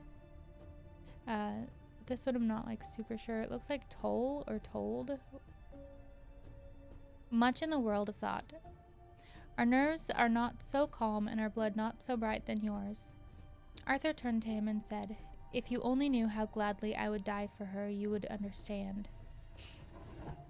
He stopped with a sort of choke in his voice. "Good boy," said Van Helsing. "In the not so far off, you will be happy that you have done all for her you love." Come now and be silent. You shall kiss her once before it is done, but then you must go, and you must leave at my sign. Say no word to madam. You know how it is with her. There must be no shock. Any knowledge of this would be one. We all went up to Lucy's room. Arthur, by direction, remained outside. Lucy turned her head and looked at us, but said nothing. She was not asleep, but she was simply too weak to make the effort. Her eyes spoke to us, that was all. Van Helsing took some things from his bag and laid them on a little table out of sight. Then he mixed a narcotic and, coming over to the bed, said cheerily, "Now, little miss, here is your medicine. Drink it off like a good child. See, I lift you so that to swallow is easy. Yes?" She had made the effort with success. It astonished me how long the drug took to act. This, in fact, marked the extent of her weakness. The time seemed endless until sleep began to flicker in her eyelids.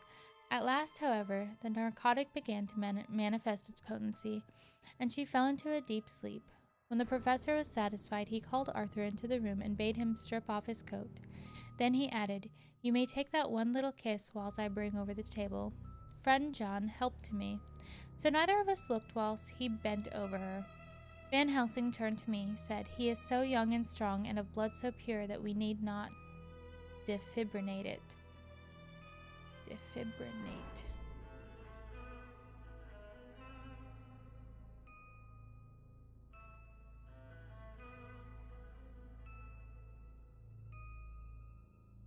Is that even a word? Okay, did I spell it right?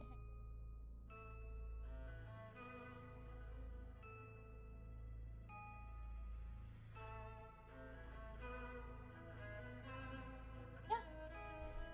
Okay, so that's the word I just said. Defibrillate. Okay. Then with swiftness, but with absolute method, to remove fibrin from blood. Oh, to move fibrin from, but we're talking about blood. Okay. Thank you.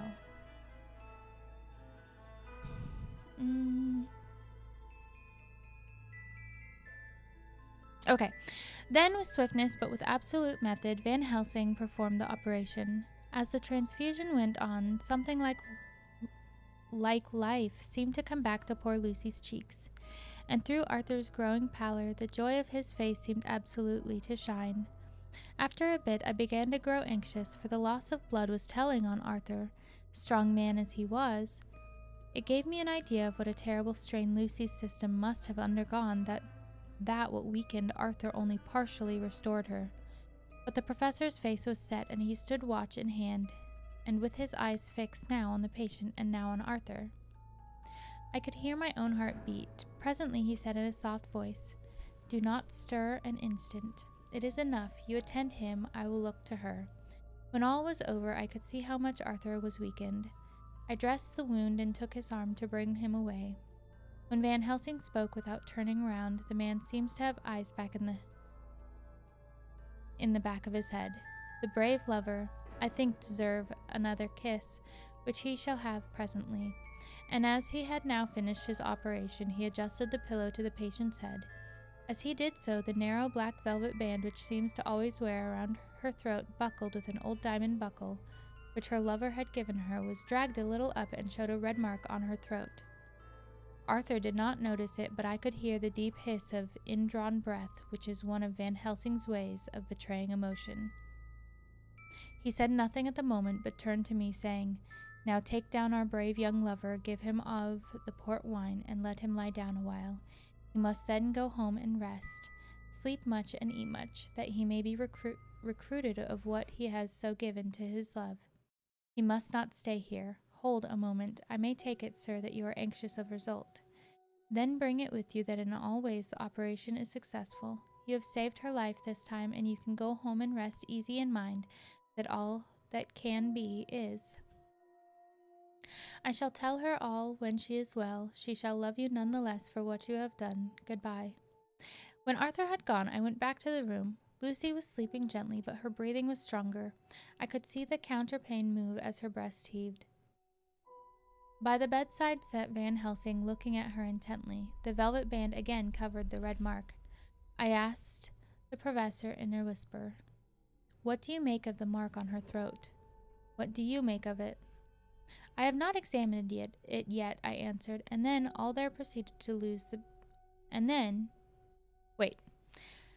I answered, and then... And there... Goodness. Proceeded to loose the band. Just over the external jugular vein there were 2 punctures, not large, but not wholesome looking. There was no sign of disease, but the edges were white and worn-looking, as if by some trituration.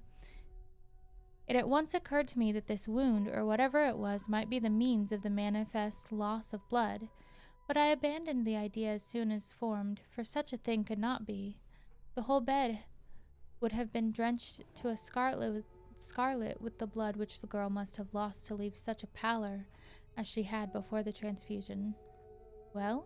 said Van Helsing. "Well," said I can make nothing of it." The professor stood up. "I must go back to Amsterdam tonight," he said. "There are books and things there which I want. You must remain here all night, and you must not let your sight pass from her." "Shall I have a nurse?" I asked. "We are the best nurses, you and I. You keep watch all night. See that she is well fed and that nothing disturbs her. You must not sleep all the night. Later on we can sleep. You and I. I shall be back as soon as possible, and then we may begin." "May begin?" I said. "What on earth do you mean?" "We shall see," he answered as he hurried out. He came back a moment later and put his hand inside the door and said with warning finger held up, "Remember, she is your charge. If you leave her and harm befall, you shall not sleep easy hereafter."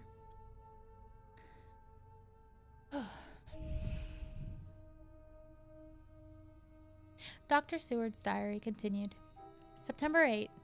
I sat up all night with Lucy. The opiate worked itself off towards dusk, and she waked naturally. She looked a different being from what she had been before the operation.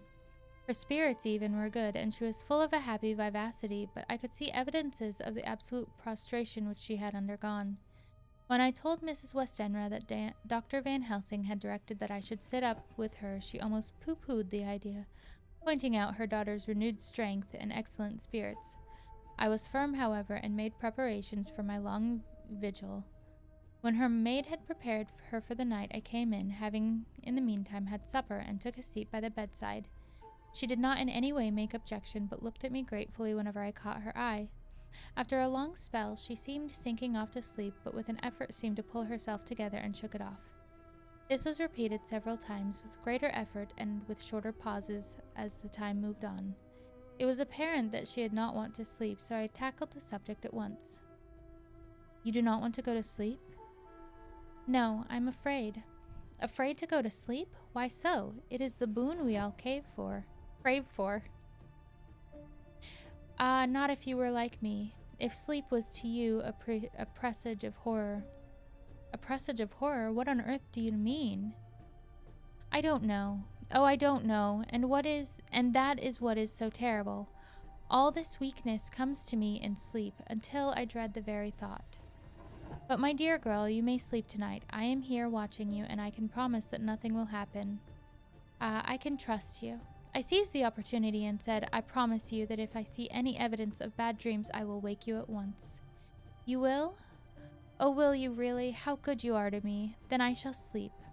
And almost at the word, she gave a deep sigh of relief and sank back asleep. All night long I watched by her. She never stirred, but slept on and on in a deep, tranquil, life-giving, health-giving sleep. Her lips were slightly parted, and her breast rose and fell with the regularity of a pendulum. There was a smile on her face, and it was evident that no bad dreams had come to disturb her peace of mind. In the early morning her maid came, and I left her in her care and took myself back home, for I was anxious about many things. I sent a short wire to Van Helsing and to Arthur telling them of the excellent result of the operation. My own work, with its manifold arrears.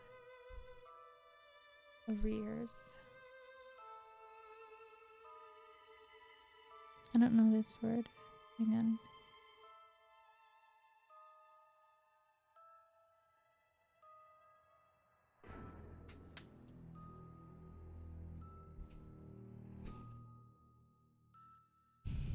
took me all day to clear off. It was dark when I was able to inquire about my zoophagous patient. The report was good. He had been quite quiet for the past day and night. A telegram came from Van Helsing at Amsterdam whilst I was at dinner, suggesting that I should be at Hillingham tonight, as it might be well to be at hand, and stating that he was leaving by the night mail. By the night mail would join me early in the morning. By the night mail and would join me early in the morning. Okay. September 9. I was pretty tired and worn out when I got to Hillingham. For 2 nights I had hardly had a wink of sleep, and my brain was beginning to feel that numbness which marks cerebral exhaustion. Lucy was up and in cheerful spirits. When she shook hands with me, she looked sharply in my face and said, "No sitting up tonight for you. You are worn out. I am quite well again. Indeed I am, and if there is to be any sitting up, it is I who will sit up with you." I would not argue the point, but went and had my supper. Lucy came with me, and enlivened by her charming presence, I made an excellent meal and had a couple of glasses of the more than excellent port. Then Lucy took me upstairs and showed me the room next to her own, where a cozy fire was burning.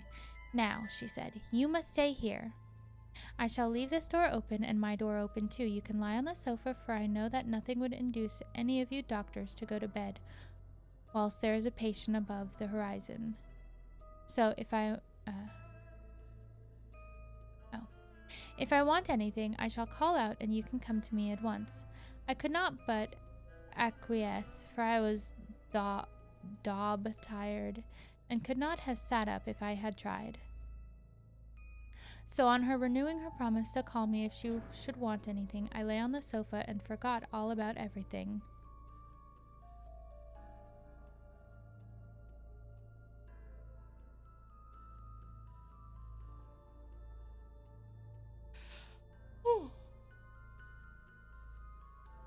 Does reading ever make you guys tired?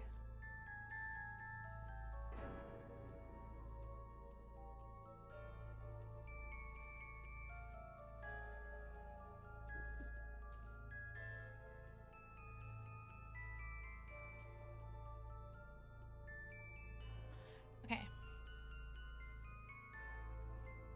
We've got about, let's say, 45 minutes. I try not to read.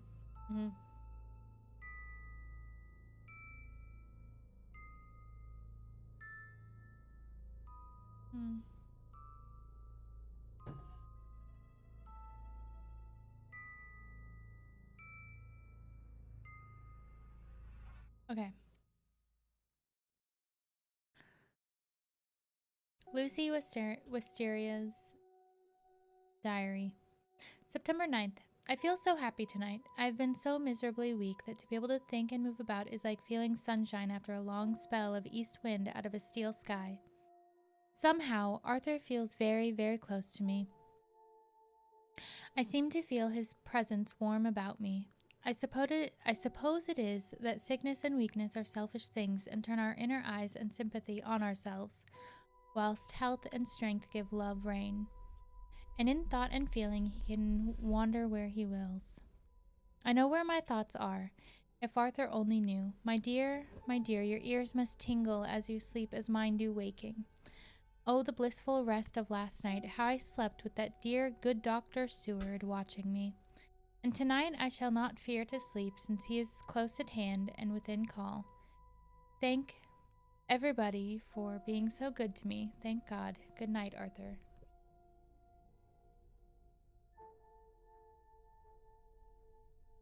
All right. I'm going to step away for just a few minutes, but I will be back shortly.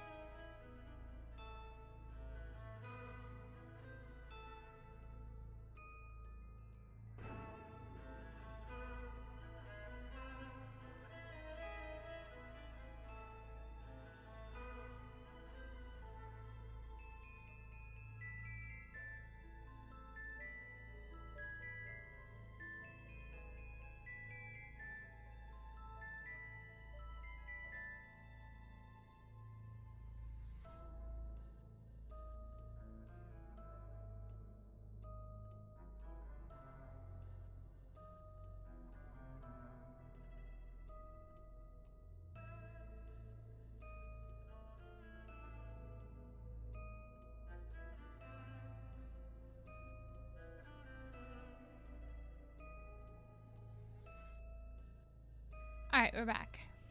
Welcome in, Travi. How are you?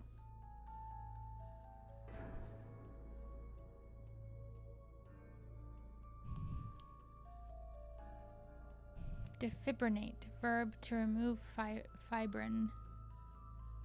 Oh, I forgot my blanket. Hang on, I'm gonna put a blanket on my lap.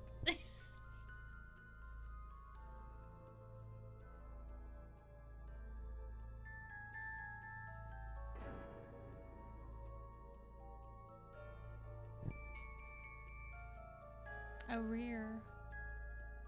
Money that is owed and should have been paid earlier. He was suing the leasee for the arrears of rent. Okay, thank you.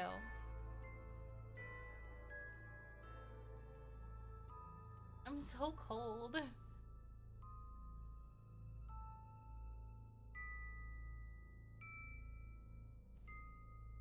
Get my head out, blanket on my lap. You know, super cozy. Okay. Lucy Wistera's diary. Wait, no. We already did. Winter is coming. I know, it's so close. I mean, not really. It's like almost October, but it's kind of close. Okay. Dr. Seward's diary, because we already read Lucy's diary. September 10. I was conscious of the professor's hand on my head and started awake and all in a second. That is one of the things that we learn in an asylum at any rate. And how is our patient? Well, when I left her, or rather when she left me, I answered. Oh, well, when I left her, or rather, like, well was the answer. Okay. Come, let us see, he said, and together we went into the room. The blind was down, and I went over to raise it gently whilst Van Helsing stepped with his soft cat-like tread over to the bed.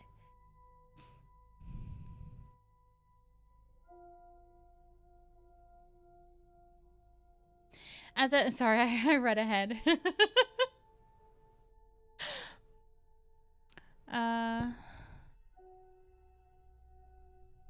As I raised the blind and the morning sunlight flooded the room, I heard the professor's low hiss of inspiration, and knowing its rarity, a deadly fear shot through my heart. As I passed over, he moved back, and his exclamation of horror, "Gah!" He says something in a different language. "Gott in Himmel," needed no enforcement from his agonized face. He raised his hand and pointed to the bed, and his iron face was drawn and ashen white. I felt my knees begin to tremble.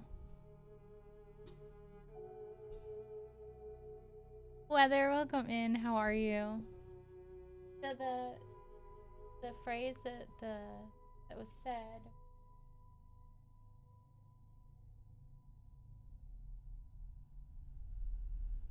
Oh, I have a caps lock.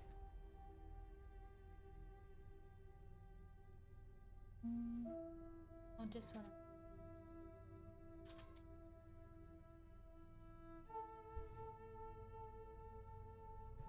I'm doing great. Thanks for coming in. How have your streams been? I am also ready for Halloween, Thanksgiving, and Christmas.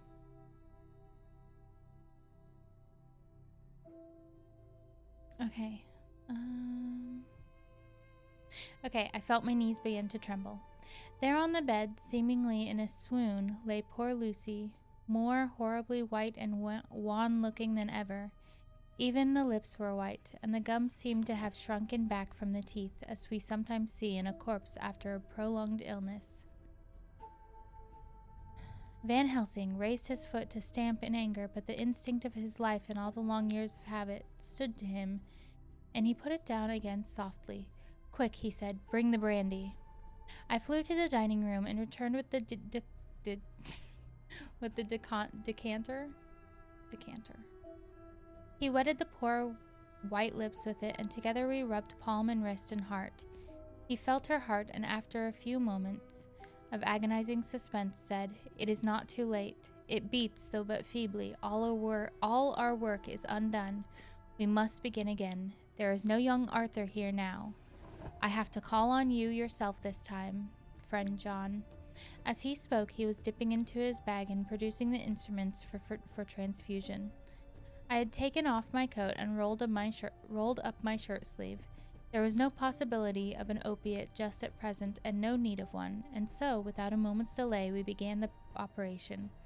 After a time, it did not seem a short time either, for the draining away of one's blood, no matter how willingly it be given, is a terrible feeling. Van Helsing held up a warning finger. "Do not stir," he said. "But I fear that with the growing strength she may wake, and that would make danger, oh, so much danger. But I shall precaution take. I shall give hypodermic injection of morphia."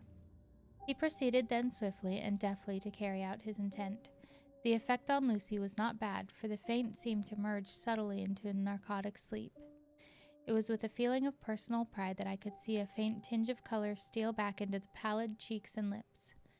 No man knows till he experiences it what it is to feel his own lifeblood drawn away into the veins of the woman he loves.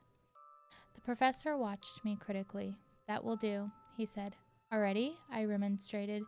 "You took a great deal more from Art," to which he smiled a sad sort of smile as he replied, "He is her lover, her fiancé. You have work, much work to do for her and for others, and the present will suffice."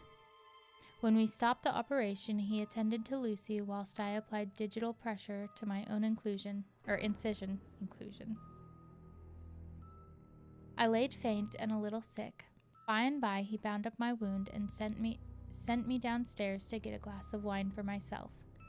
As I was leaving the room, he came after me and half whispered, "Mind, nothing must be said of this. If our young lover should turn up unexpected as before, no word to him. It would at once frighten him and enjealous him too.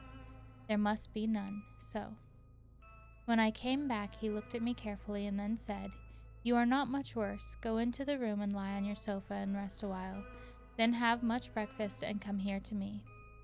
I followed his orders, for I knew how right and wise they were. I had done my part, and now my next duty was to keep up my strength.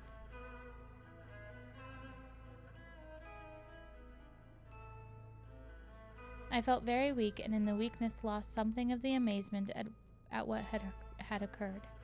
I fell asleep on the sofa, however, wondering over and over again how Lucy had made such a retrograde movement, and how she could have been drained of so much blood with no sign anywhere to show for it.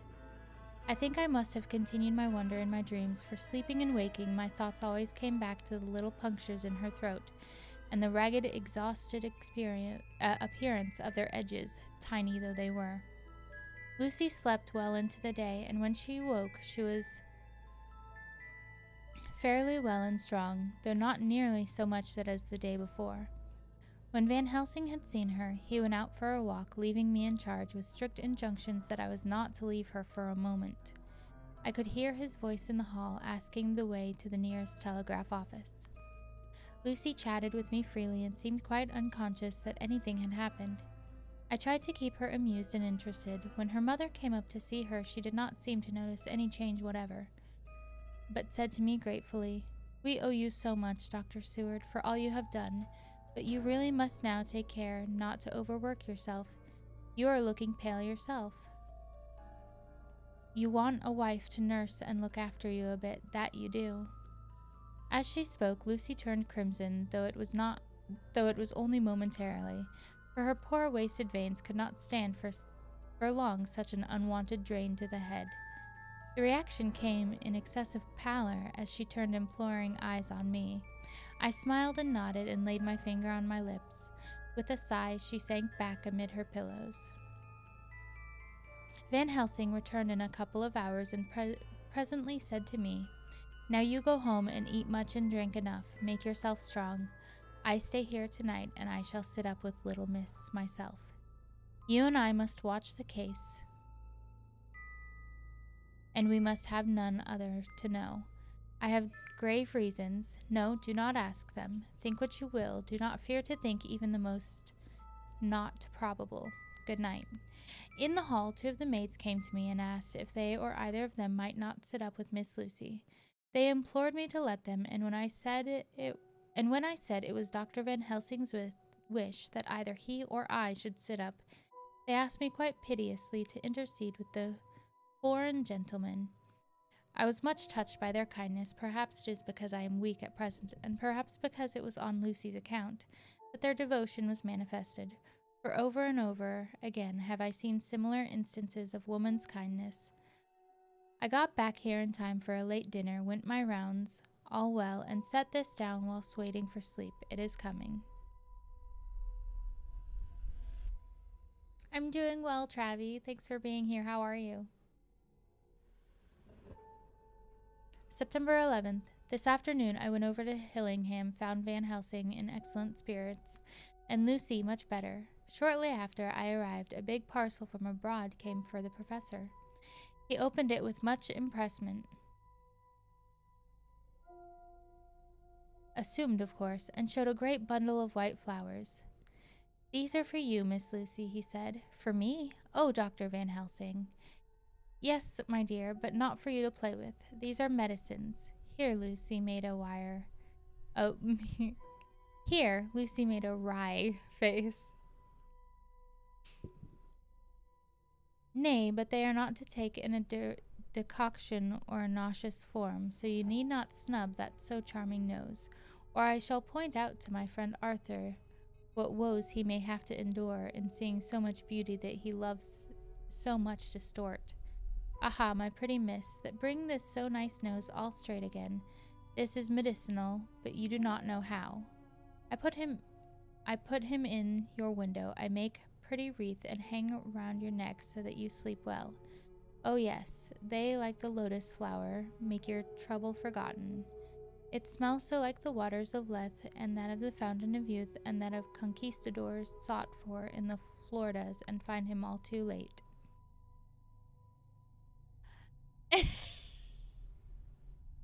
Is Van Helsing trying to seduce this vampire to be?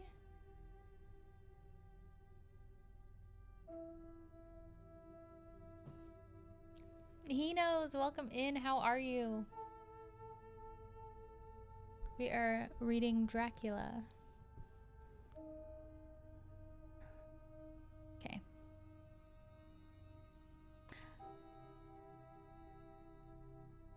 Whilst he was speaking, Lucy had been examining the flowers and smelling them. Ooh, it zoomed in. Oh, okay, sorry. Okay.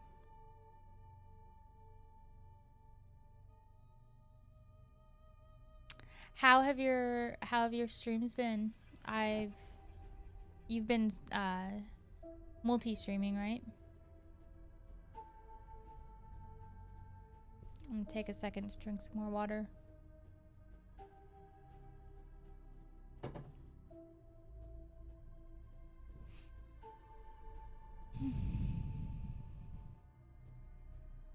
I'm not trying to breathe in the mic. It's just like right there. Whilst he was speaking, Lucy had been examining the flowers and smelling them. Now she threw them down, saying with half laughter and half disgust, "Oh, Professor, I believe you are only putting up a joke on me. Why, these flowers are only common garlic." To my surprise, Van Helsing rose up and said with all his sternness, his iron jaw set and his bushy eyebrows meeting, "No trifling with me. I never jest. There is grim purpose in all I do. And I warn you that you do not thwart me. Take care for the sake of others, if not for your own." Then, seeing poor Lucy scared, as she might well be, he went on more gently. "Oh, little miss, my dear, do not fear me. I only do for your good, but there is much virtue to you in those so common flowers. See, I place them myself in your room. I make myself the wreath that you are to wear, but hush, no telling to others that make so inquisitive questions. We must obey, and silence is a part of obedience, and obedience is to bring you strong and well into loving arms that wait for you. Now sit still a while. Come with me, friend John. And you shall help me deck the room with my garlic, which is all the way from Harlem, where my friend Vanderpool raise herb in his glass houses all the year. I had to telegraph yesterday, or they would not have been here. We went into the room, taking the flowers with us. The professor's actions were certainly odd and not to be found in any pharmacopoeia that I ever heard of. First, he fastened up the windows and latched them securely. Next, taking a handful of the flowers, he rubbed them all over the sashes as though to ensure that every whiff of air that might get in would be laden with the garlic smell. Then with the wisp he rubbed all over the jamb of the door, above, below, at each side, and around the fireplace in the same way. It all seemed grotesque to me, and presently I said, "Well, Professor, I know you always have a reason for what you do, but this certainly puzzles me. It is well we have no septic here, or he would say that you were working some spell to keep out an evil spirit." "Perhaps I am," he answered quietly as he began to make the wreath which Lucy was to wear around her neck. We then waited whilst Lucy made her toilet for the night, and when she was in bed he came and himself fixed the wreath of garlic around her neck. The last words he said to her were, "Take care you do not disturb it, and even if the room feel close, do not tonight open the window or the door." "I promise," said Lucy, "and thank you both 1,000 times for all your kindness to me. Oh, what have I done to be blessed with such friends?" As we left the house in my fly, which was waiting, Van Helsing said, "Tonight I can sleep in peace, and sleep I want. 2 nights of travel, much reading in the day between, and much anxiety on the day to follow, and a night to sit up without to wink. Tomorrow in the morning early you call for me, and we come together to see our pretty miss, so much more strong for my spell, which I have work. Ho, ho." He seemed so confident that I, remembering my own confidence 2 nights before, and with the baneful result, felt awe and vague terror. It must have been my weakness that made me hesitate to tell it to my friend, but I felt it all the more like unshed tears. Is everybody watching the football games? I don't watch sports.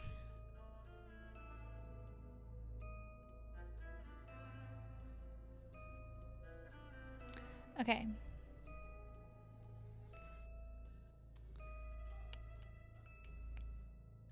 All right. So we are on chapter 11, and I just lost my place. My bad. Hang on. Okay, we're on chapter 11, and I think I'm gonna end the reading here. Got about... Actually, I could read a little more. I don't think I can sit and talk for another 17 minutes. Alright, chapter 11. We'll get through a couple more pages. Lucy Westenra's diary. They keep spelling her last name wrong. I like definitely lots of football today. I am in background. My team doesn't play today.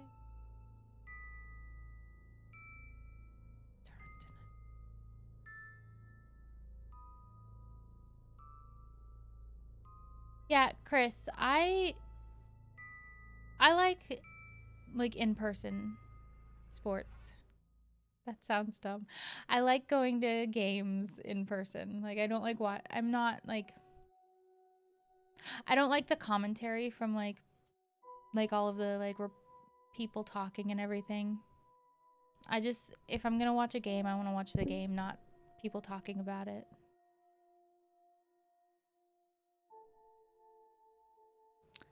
Alright. Chapter 11, Lucy Westenra's diary. September 12th. How good they all are to me. I quite love that dear Van Helsing. I wonder why he was so anxious about these flowers. He positively frightened me, he was so fierce, and yet he must have been right, for I feel comfort from them already. Somehow I do not dread being alone tonight, and I can go to sleep without fear.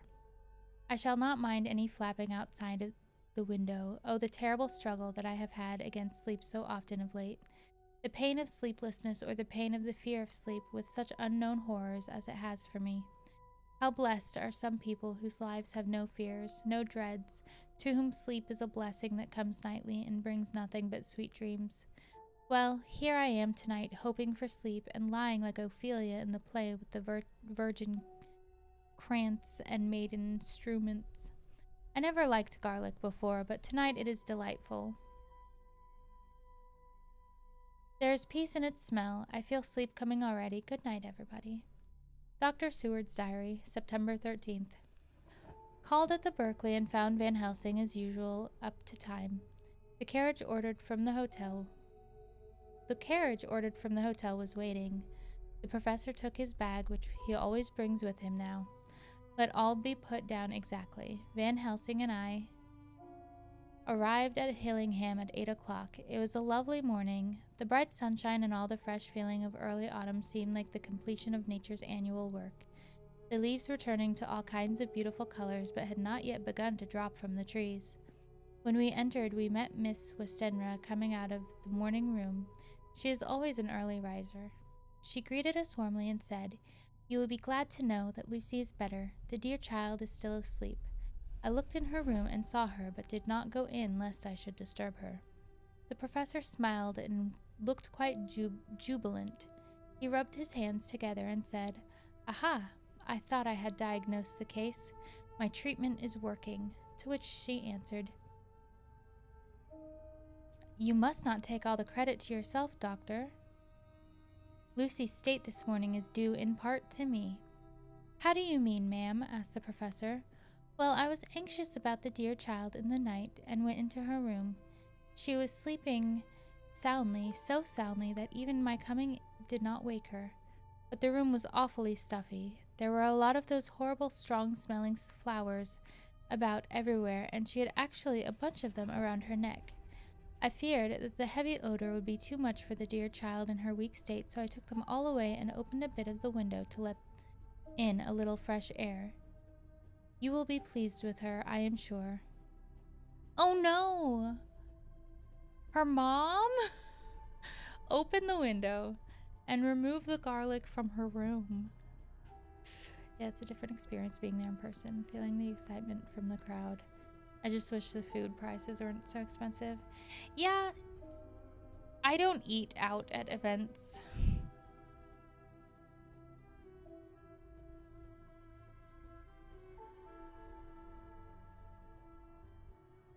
Yes, reading stream. Welcome in, Assassin Beats. How are you? Okay. She moved off into her boudoir, where she usually breakfasted early. As she had spoken, I watched the professor's face and saw it turn ashen gray. He had been able to retain his self-command, whilst the poor lady... I'm having trouble. Alright. Where the poor lady was present, for he knew her state and how mischievous a shock would be. He actually smiled on her as he held open the door for her to pass into her room, but the instant she had disappeared, he pulled me suddenly and forcibly into the dining room and closed the door. Then, for the first time in my life, I saw Van Helsing break down. He raised his hands over his head in a sort of mute despair. He then beat his palms together in a helpless way.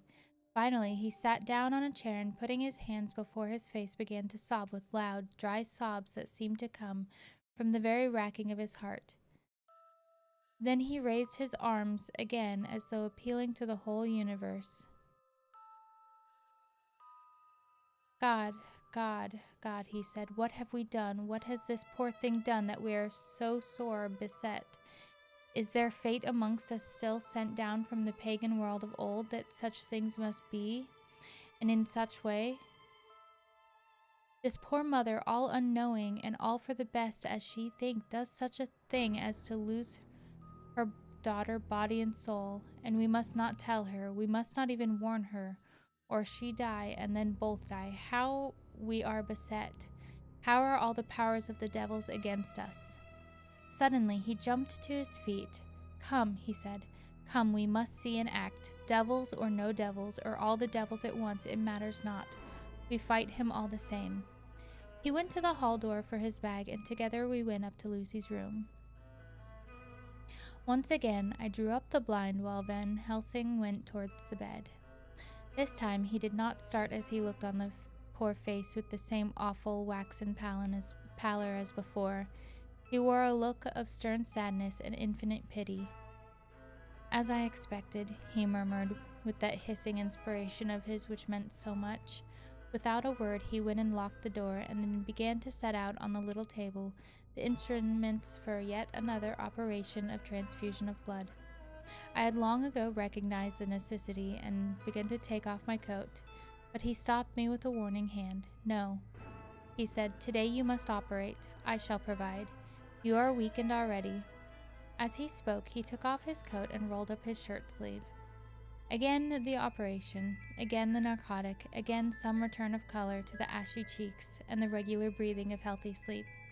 This time I watched while Van Helsing recruited himself and rested. Presently he took an opportunity of telling Mrs. Westenra that she must not remove anything from Lucy's room without consulting him, that the flowers were of medicinal value, and that the breathing of their odor was a part of the system of cure.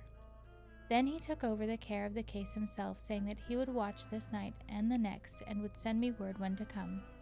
Another hour Lucy waked from her sleep, fresh and bright, and seemingly not much the worse for her terrible ordeal. What does it all mean? I am beginning to wonder if my long habit of life amongst the insane is beginning to tell upon my own brain. So, I'm concerned. They've done a blood transfusion to this girl from 3 different bodies. They're not... How do they know that the blood is compatible? How do they know that they're all the same blood type? You know? Doesn't blood type matter?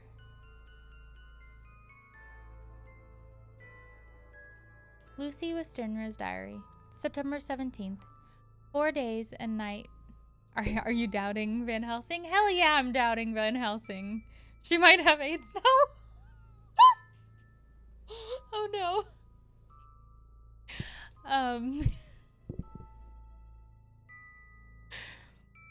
4 days and nights of peace. I am getting so strong again that I hardly know myself. It is as if I had just passed through some long nightmare. She won't be worrying too much soon.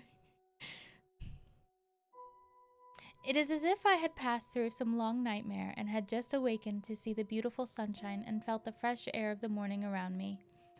I have a dim half remembrance of long anxious times of waiting and fearing, darkness in which there was not even the pain of hope to make present distress more poignant, and then long spells of oblivion, and the rising back to life as a diver coming up through the great press of water. Since, however, Dr. Van Helsing has been with me, all this bad dreaming seems to have passed away. The noises that used to frighten me out of my wits, the flapping against the windows, the distant voices which seemed so close to me, the harsh sounds that came from I know not where and commanded me to do I know not what, have all ceased. I go to bed now without any fear of sleep. I do not even try to keep awake. I have grown quite fond of the garlic, and a box full arrives for me every day from Haarlem. Tonight Dr. Van Helsing is going away as he has to be for a day in Amsterdam. But I need not be watched. I am well enough to be left alone, thank God for Mother's sake, and dear Arthur's, and for all our friends who have been so kind. I shall not even feel the change, for last night Dr. Van Helsing slept in his chair a lot of the time. I found him asleep twice when I woke, but I did not fear to go to sleep again, although the bows or bats or something flapped almost angrily against the window panes.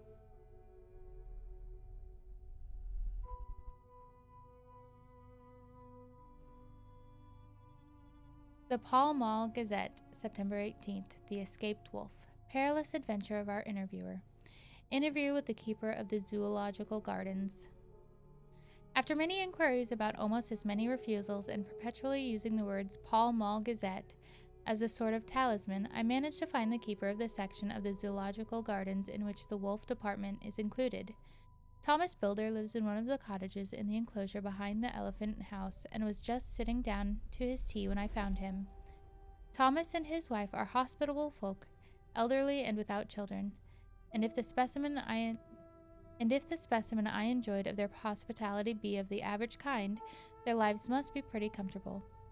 The keeper would not enter on what he called business until the supper was over and we were all satisfied. Then when the table was cleared and he had lit his pipe, he said, "Now, sir, you can go on and ask me what you want."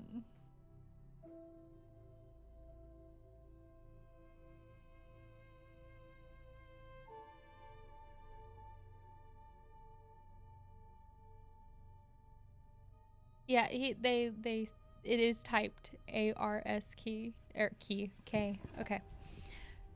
You'll excuse me refusing to talk of professional subjects afore meals. I gives the wolves and the jackals and the hyenas in all our section their tea afore I begins to ask them questions. How do you mean ask them questions? I queried, wishful to get him into a talkative humor. Hitting of them over the head with a pole is one way. Goodness. Scratching of their hears is another, when gents as is flush wants a bit of a show-off to their gals. I don't so much mind the fuss the hitting with the pole afore I chucks in their dinner. Welcome in, Wildwood.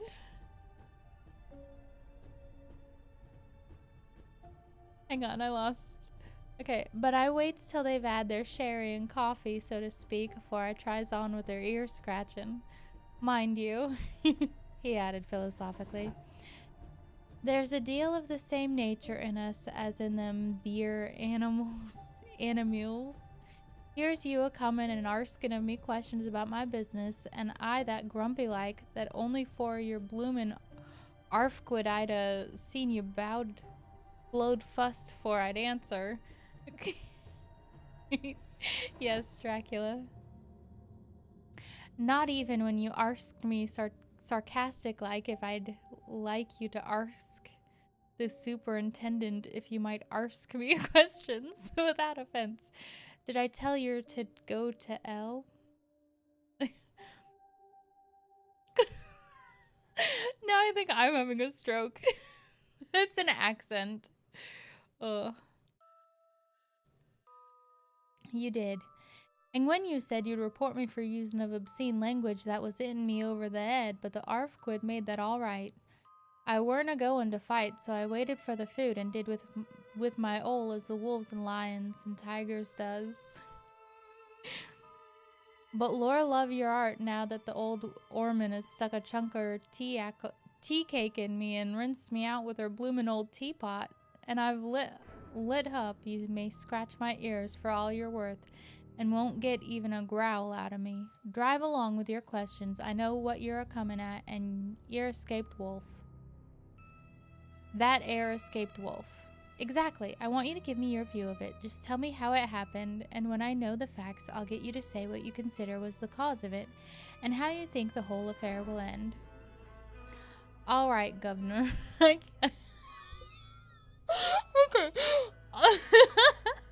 All right. Where was I? All right, Governor. This ear is about the old story. That ear wolf is what we call Berserker, was one of 3 gray ones that came from Norway to Jamrax, which we bought off him 4 years ago. He was a nice, well-behaved wolf that never gave no trouble to talk of. I'm more surprised at him tor wantin' to get out nor any other animal in the place. But there, you can't trust wolves no more nor women. Don't you mind him, sir, broke in Mrs. Tom with a cheery laugh. He's got mindin' the animals so long that blessed if he ain't like an old wolf himself, but there ain't no harm in him. Well, sir, it was about 2 hours after feedin' yesterday when I first hear my disturbance. I was making up a litter in the monkey house for a young puma, which is ill, but when I heard the yelpin' and owlin', I kem way straight. There was Berserker, a tearing like a mad thing at the bars as if he wanted to get out. There wasn't much people about that day, and close at hand was only one man, a tall, thin chap with a hook nose and a pointed beard with a few white hairs running through it. He had a hard, cold look and red eyes, and I took a sort of mislike to him, for it seemed as if it was him that was irritated at.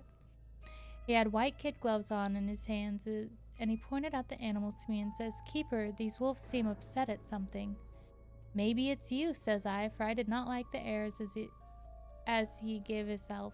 He didn't get angry, as I hoped he would, but he smiled a kind insolent smile, with a mouth full of white sharp teeth. "Oh no, they wouldn't like me," he says. "Oh yes they would," says I, imitating of him. "They always likes a bone or two to clean their teeth on. About tea time, which you has a bagful."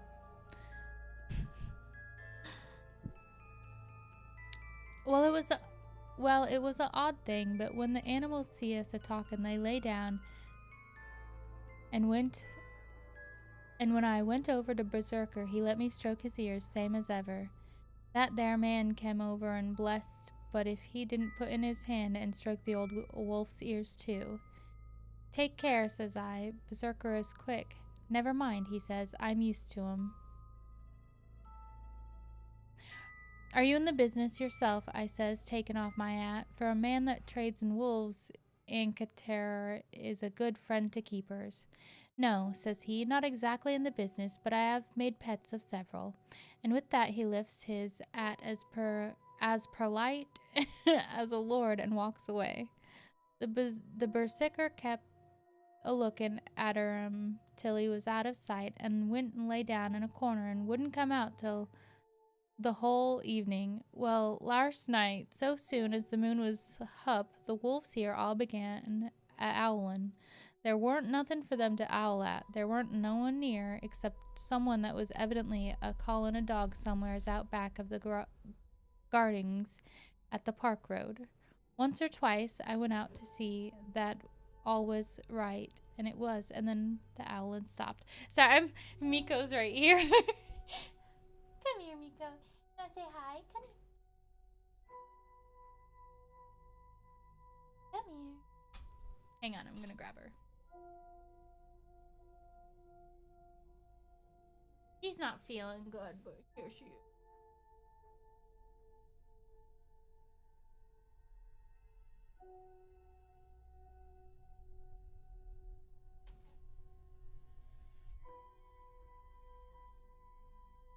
Okay.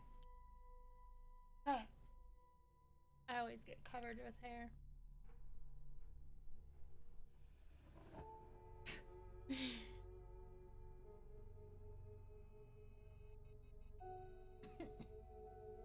think I breathed some in.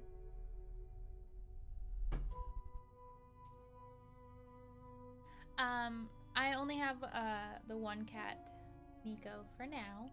I'm hoping to eventually get another so that she has a friend to play with all the time. She is up a lot in the night, being a menace. Okay. Thank you Oh my for goodness. subscribing.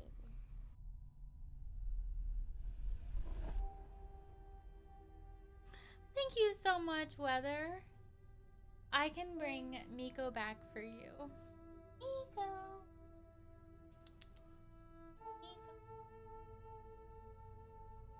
I'll get her real quick. Hang on. Oh, she's like literally under.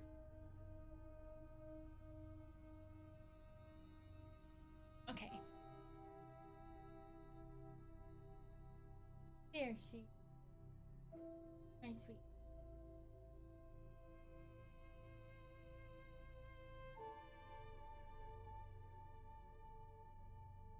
Trying to.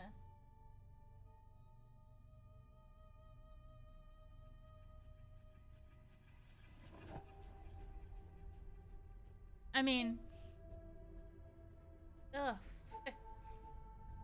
You know, I don't know why I keep getting cat hair in my face. Obviously, I'm joking. my fault for rubbing my face on her. Or rubbing her face on mine. I don't know. She's sweet. I love her. She's a really good kitty cat.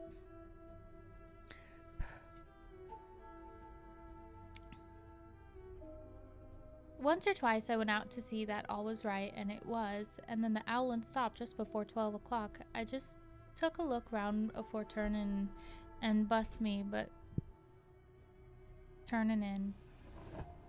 And bust me, but when I came opposite to old Burr's sicker's cage, I see the rails broken and twisted about and the cage empty. And that's all I know for certain.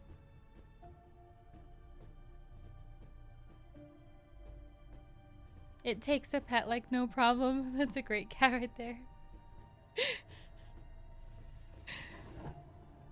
Did anyone else see anything? One of our gardeners was a-comin' home at about that time from a Armony when he sees a big grey dog coming out through the garden edges. At least so he says, but I don't give much for it myself, for if he did, he never said a word about it to his missus when he got home. And it was only after the escape of the wolf was made known, and we had been up all night a-huntin' of the park for Berserker, that he remembered seeing anything. My own belief was that the Armony had got into his head. Sorry, there's scatter. Now, Mr. Builder, can you account in any way for the escape of the wolf?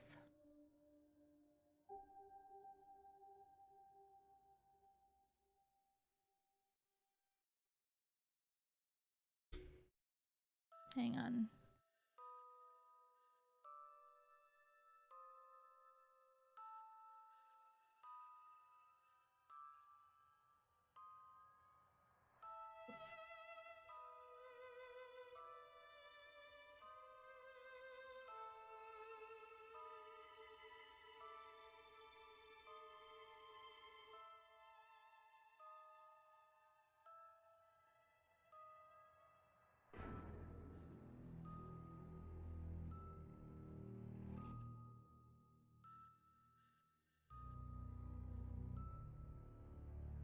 There we go, sorry.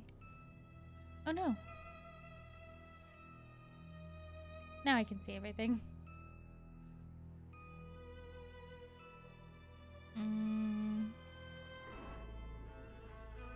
Okay. Now, Mr. Builder, can you account in any way for the escape of the wolf? Well, sir, he said with a suspicious sort of modesty, I think I can, but I don't know as how you'd be satisfied with the theory. Certainly I shall. If a man like you, who knows the animals from experience, can't hazard a good guess at any rate, who is even to try? Well then, sir, I accounts for it this way. It seems to me that your wolf escaped simply because he wanted to get out. From the hearty way that Thomas and his wife laughed at the joke, I could see that it had done service before, and that the whole explanation was simply an elaborate sell. I couldn't cope in badinage with the worthy Thomas, but I thought I knew a surer way to his heart, so I said, Now, Mr. Builder, we'll consider that first half-sovereign worked off. We'll consider that first half-sovereign worked off, and that this brother of his is waiting to be claimed, when you've told me what you think will happen. Right ye are, sir, he said briskly. You'll excuse me, I know for a chaffin' of ye, but the old woman here winked at me, which was as much as telling me to go on. Well, I never, said the old lady. My opinion is this, that ere wolf is a-idin' of somewheres. The gardener what didn't remember said he was a gallopin' northward faster than a horse could go, but I don't believe him, for yer see, sir, wolves don't gallop no more nor dogs does. They not been built that way. Gallop.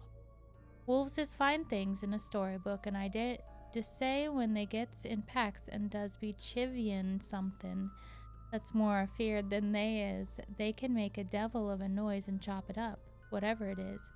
But Lord bless you, in real life a wolf is only a low creature, not half so clever or bold as a good dog, and not half a quarter so much fightin' him.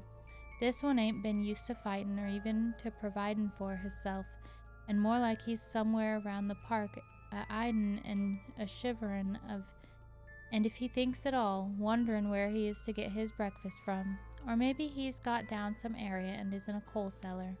My eye won't some cook get a rum start when she sees his green eyes a shining at her out of the dark. If he can't get food, he's bound to look for it, and mayhap he may chance to light on a butcher's shop in time. If he doesn't, and some nursemaid goes a walking orf with the soldier leaving of the infant in the perambulator, well then, I shouldn't be surprised if the census is one babbly the less, that's all. I was handing him the half-sovereign when something came bobbing up against the window, and Mr. Builder's face doubled its natural length with surprise.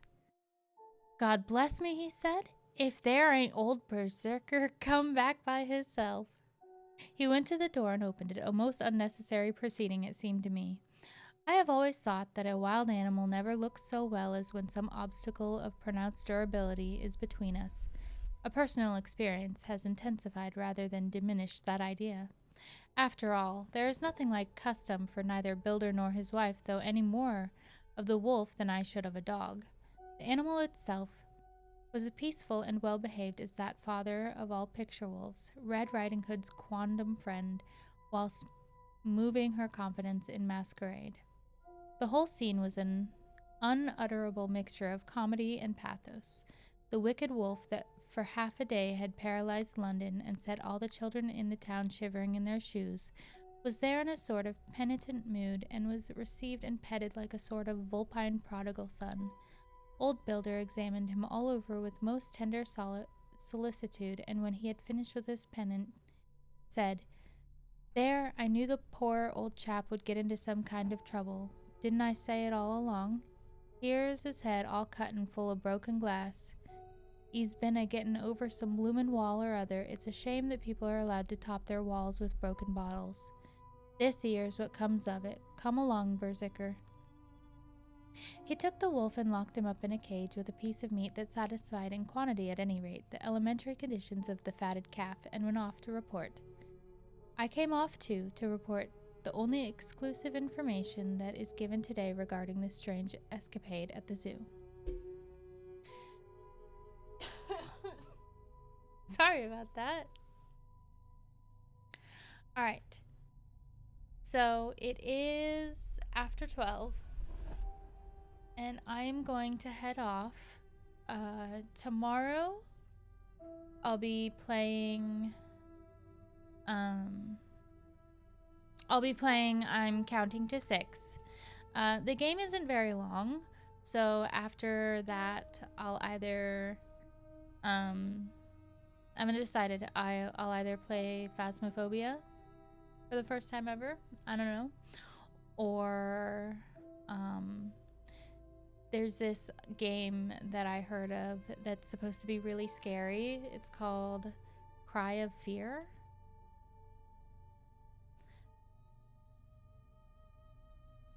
Thank you, Weather. I appreciate you being here, and I'm so happy to see you. If anybody has played Cry of Fear, is it as scary as people say? And then I'm also gonna play the sequel, or the second game in that. So we're leaving off at page 142, Dr. Seward's diary. So next time I'll start from there. This book is longer than I thought it was gonna be. I'm about halfway through though. Not too much longer to go. But yeah, I'm gonna be playing so Cry of Fear and then Layers of Fear. I haven't seen any gameplay or any videos or anything about them.